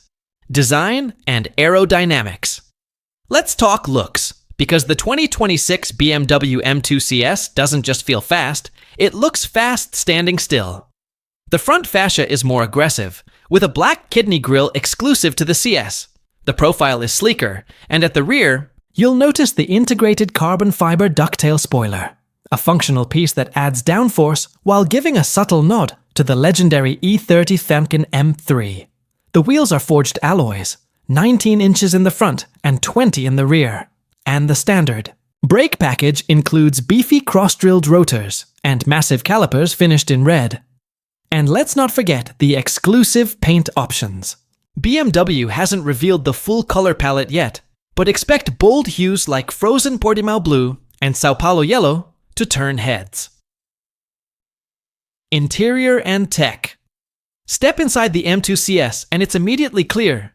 This car is for the driver. You get M carbon bucket seats, deeply bolstered and wrapped in Alcantara, with red contrast stitching and illuminated CS badging. They're snug, lightweight, and track-ready. The steering wheel, wrapped in Alcantara as well, with a red center marker at 12 o'clock. Classic motorsport detail.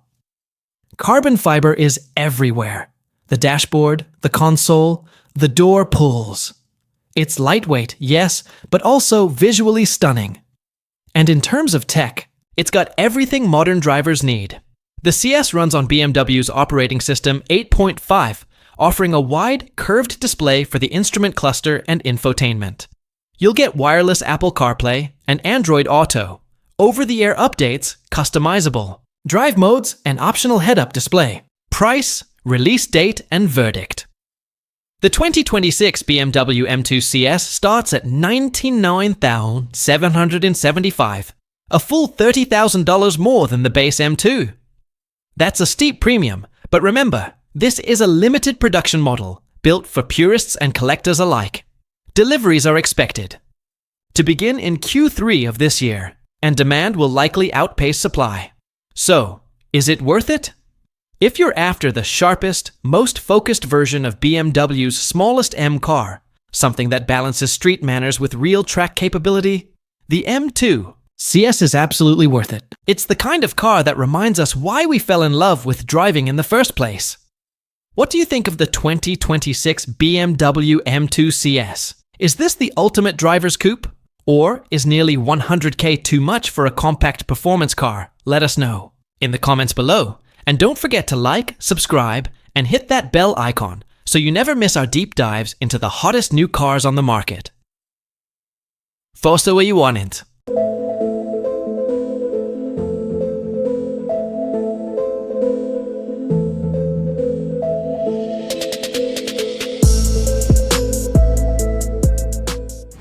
What if I told you America just built a rear-wheel drive supercar that breaks nearly every rule in the book and every record on the track?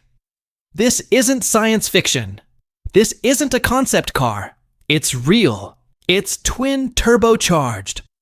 And it's about to change the game. Meet the 2025 Chevrolet Corvette ZR1, the most powerful, most extreme Corvette ever made. A 1064 horsepower rear-wheel drive animal that laughs in the face of physics and leaves tire marks on everything we thought we knew about performance. The ZR1 badge has always meant something special. From the C4's LT5 to the C6's supercharged LS9, it's been a symbol of Corvette going all in. But the 2025 ZR1? It's on another level. It's no longer just a beefed-up Stingray or a Zezir 6 with more power. This is an engineering exorcism of all restraint. Underneath that aggressive rear hatch sits a 5.5-liter twin-turbo flat plane crank V8, codenamed LT7. No superchargers this time, no compromises. Just pure high-revving fury, and a ridiculous 1064 horsepower and 828 pound-feet of torque.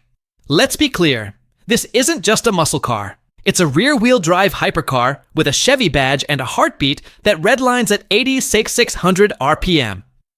You want speed? You got it. On an unprepped surface, the ZR1 hits 0 to 60 mph in just 2.2 seconds. That's quicker than a Bugatti Chiron.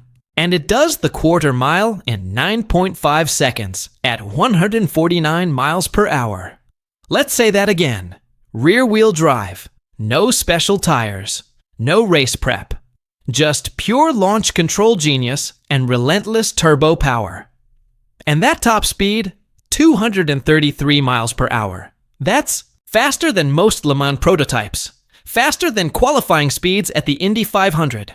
And yet, this car is street legal. You could drive it to the grocery store. Just, not in the rain. What does 1,000 horsepower sound like? It's not a roar. It's not a scream. It's something violent, something elemental.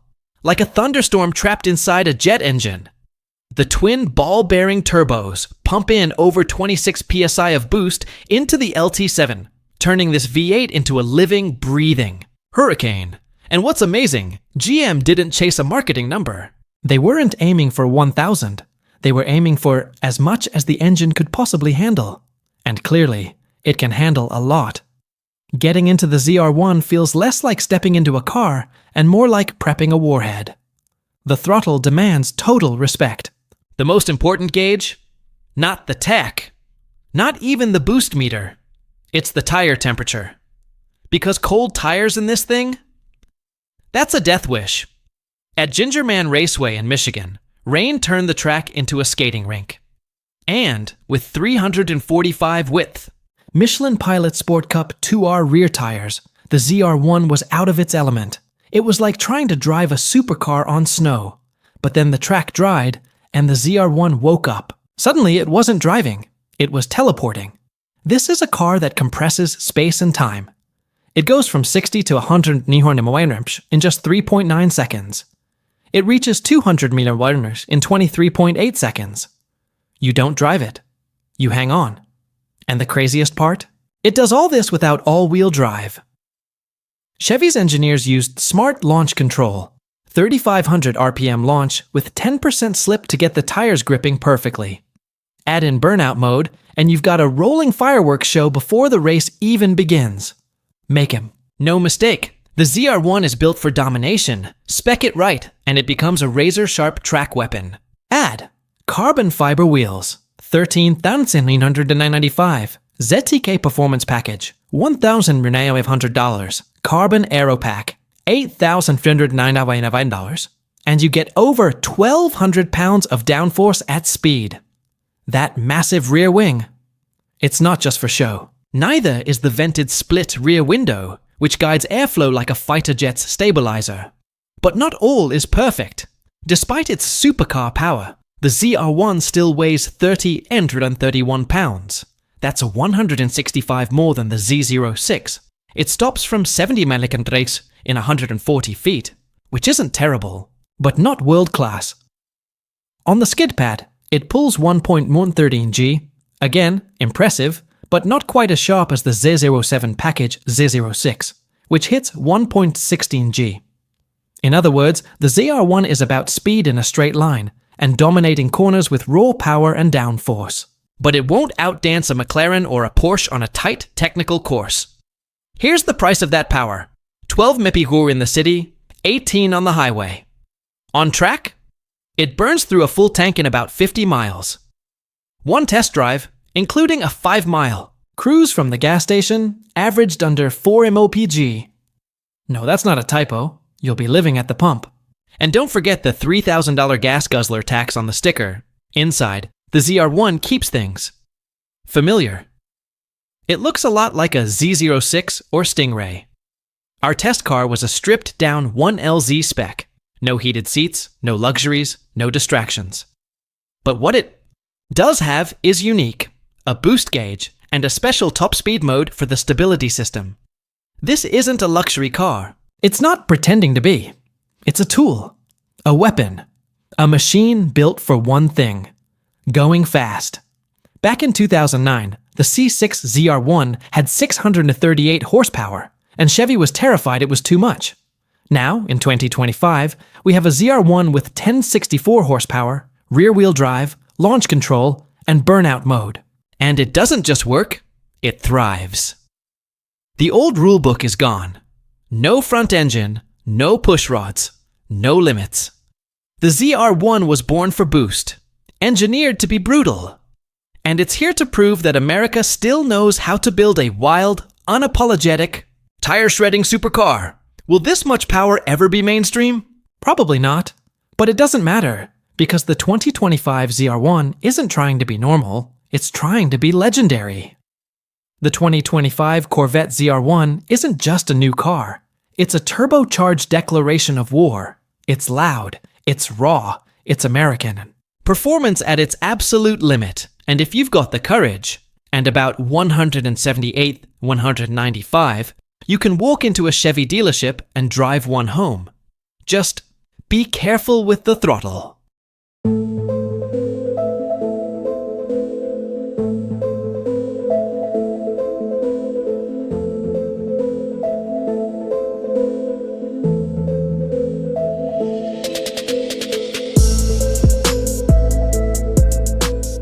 Hey gearheads, welcome back to the channel. If you thought the BMW M2 had already reached its performance peak, hold on to your helmets, because what we're about to show you takes everything you love about the M2 and dials it up to 11.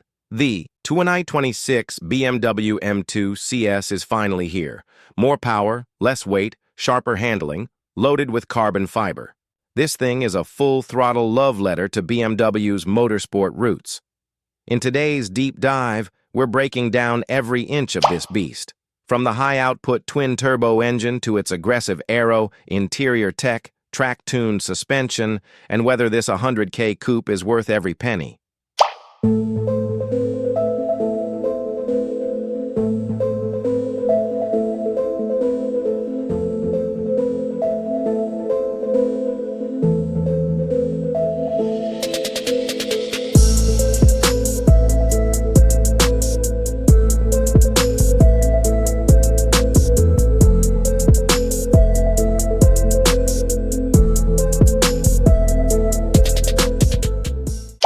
Let's get into it.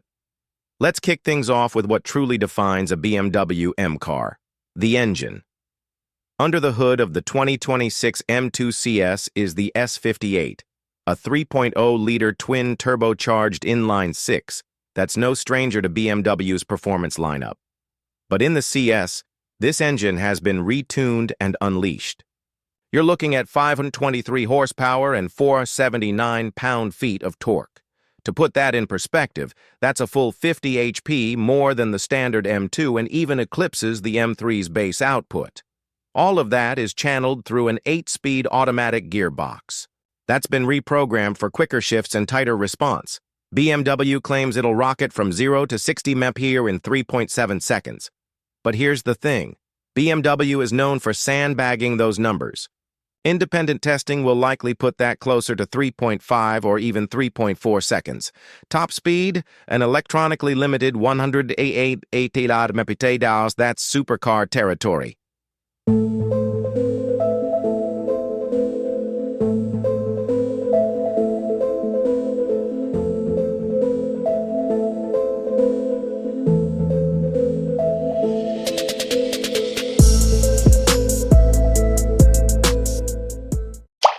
Of course, raw power means nothing without precision, and that's where the M2 CS pulls. Ahead of the pack, BMW has trimmed 97 pounds off the curb weight compared to the base M2.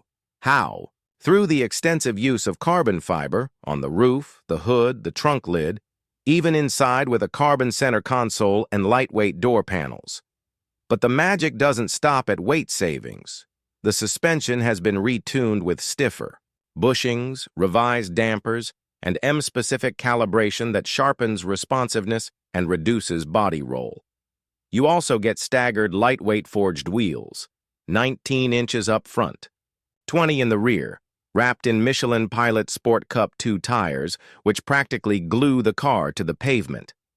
The result? This isn't just a faster M2, it's an M2 that talks to you through every corner, every apex. It's a track day weapon with just enough civility for the street. Visually, the 2026 M2 CS makes its intentions clear. It's bold, aggressive, purposeful.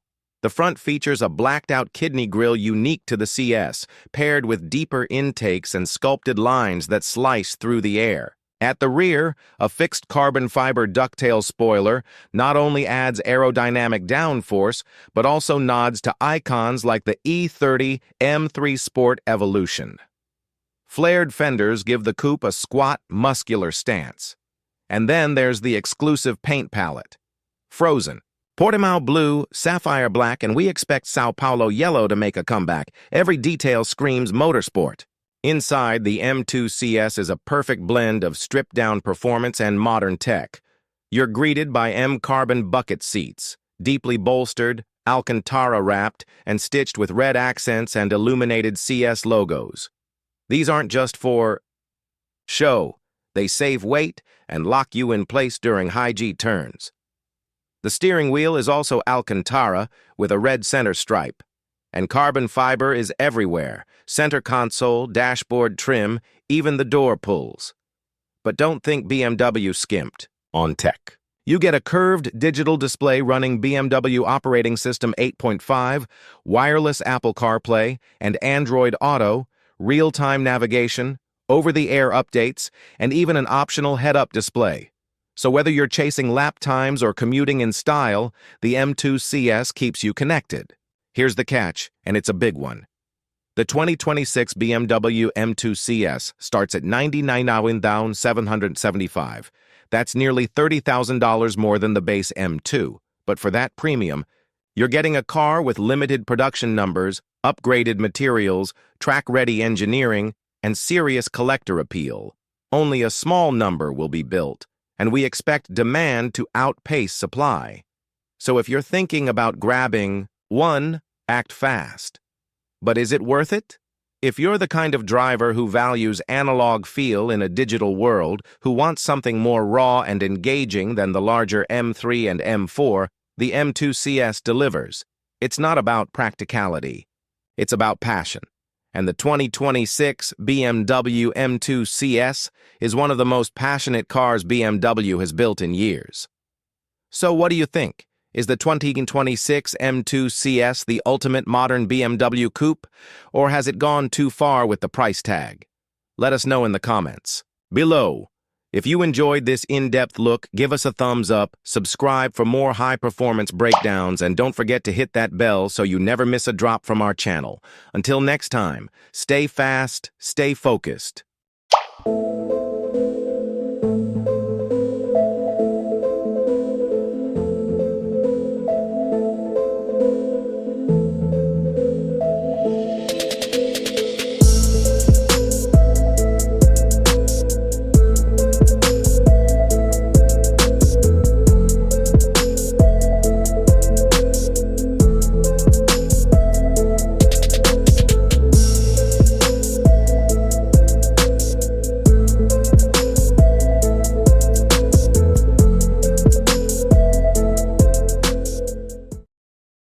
The 2025 Corvette ZR1 isn't just a new model. It's a supercar that redefines the limits of rear-wheel drive performance. With a twin-turbocharged 5.5-liter flat-plane crank V8 producing a mind-warping 1064 horsepower and 828 lb-ft of torque, this ZR1 isn't playing by any rules. It demolishes 0 to 60 mph in just 2.2 seconds and clears the quarter mile in 9.5 seconds at 149 mph on an unprepped surface. That makes it the quickest RWD vehicle ever tested by car and driver. If you think that's impressive, it gets better. The 2025 ZR1 screams all the way to 233 mph. That's faster than the average qualifying speed at the Indianapolis 500. And yet, you can walk into a Chevy dealership and drive one home for a starting price of $178,195. What does 1,000 plus horsepower sound like? The ZR1 produces a noise that feels like a violent weather system. Part jet engine, part apocalyptic thunderstorm. The twin ball-bearing turbochargers ram up to 26.1 psi of boost into the all-new LT7 engine. GM didn't aim for a round number. They simply aimed for as much as possible, and they nailed it. Climbing into the ZR1 is like handling a bomb. The throttle requires delicate respect. A tire temperature gauge is the car's most important readout. Cold tires mean danger, and hot tires only mean slightly less danger.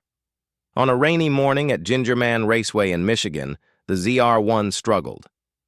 The 345-section Michelin Pilot Sport Cup 2R rear tires weren't made for damp pavement. It felt like driving a normal car on snow, but once the sun dried the track, the ZR1 transformed into a weapon. Gingerman Raceway is only 2.1 miles long, but the ZR1 shrinks it.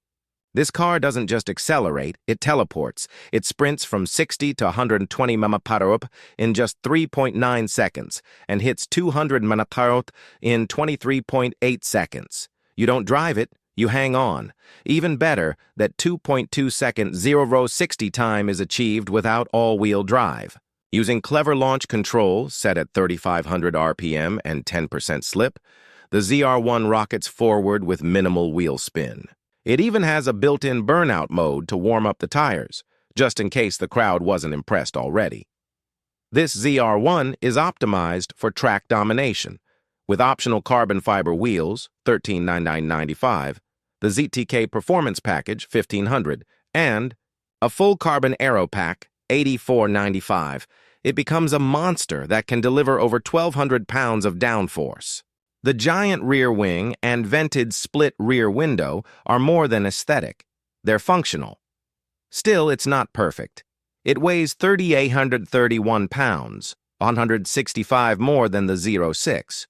Braking and cornering haven't seen proportional upgrades. It pulls 1.13 G on the skid pad versus 1.16 G for a 07-equipped 06 and needs 140 feet to stop from 70 mph. Yes, it's fast, but it's thirsty. EPA ratings sit at 12 mpg city and 18 highway. In real-world track testing, the ZR1 burned through a tank in 50 miles. One stint, including the 5-mile drive from the gas station, averaged under 4 mpg. You'll visit the pump often, and you'll pay a $3,000 gas guzzler tax. The ZR1's cabin looks nearly identical to a Z06 or even a base Stingray. Our test car was a stripped-down 1LZ version, no heated seats, no plush extras. But it includes a unique boost gauge and a top speed mode for stability control. This isn't a luxury car, it's a machine. Back in 2009, the C6 ZR1 made 638 horsepower, and Chevy worried about putting it down.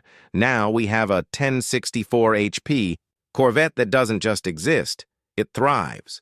The old rule book, front engine, pushrod V8 RWD is gone. The ZR1 was engineered from the start for turbocharging, and it shows. Will 1064 horsepower become the new normal? Probably not. But it's here now, and if you think you're brave enough, the ZR1 is waiting for you. The 2025 Chevrolet Corvette. ZR1 isn't just fast, it's revolutionary.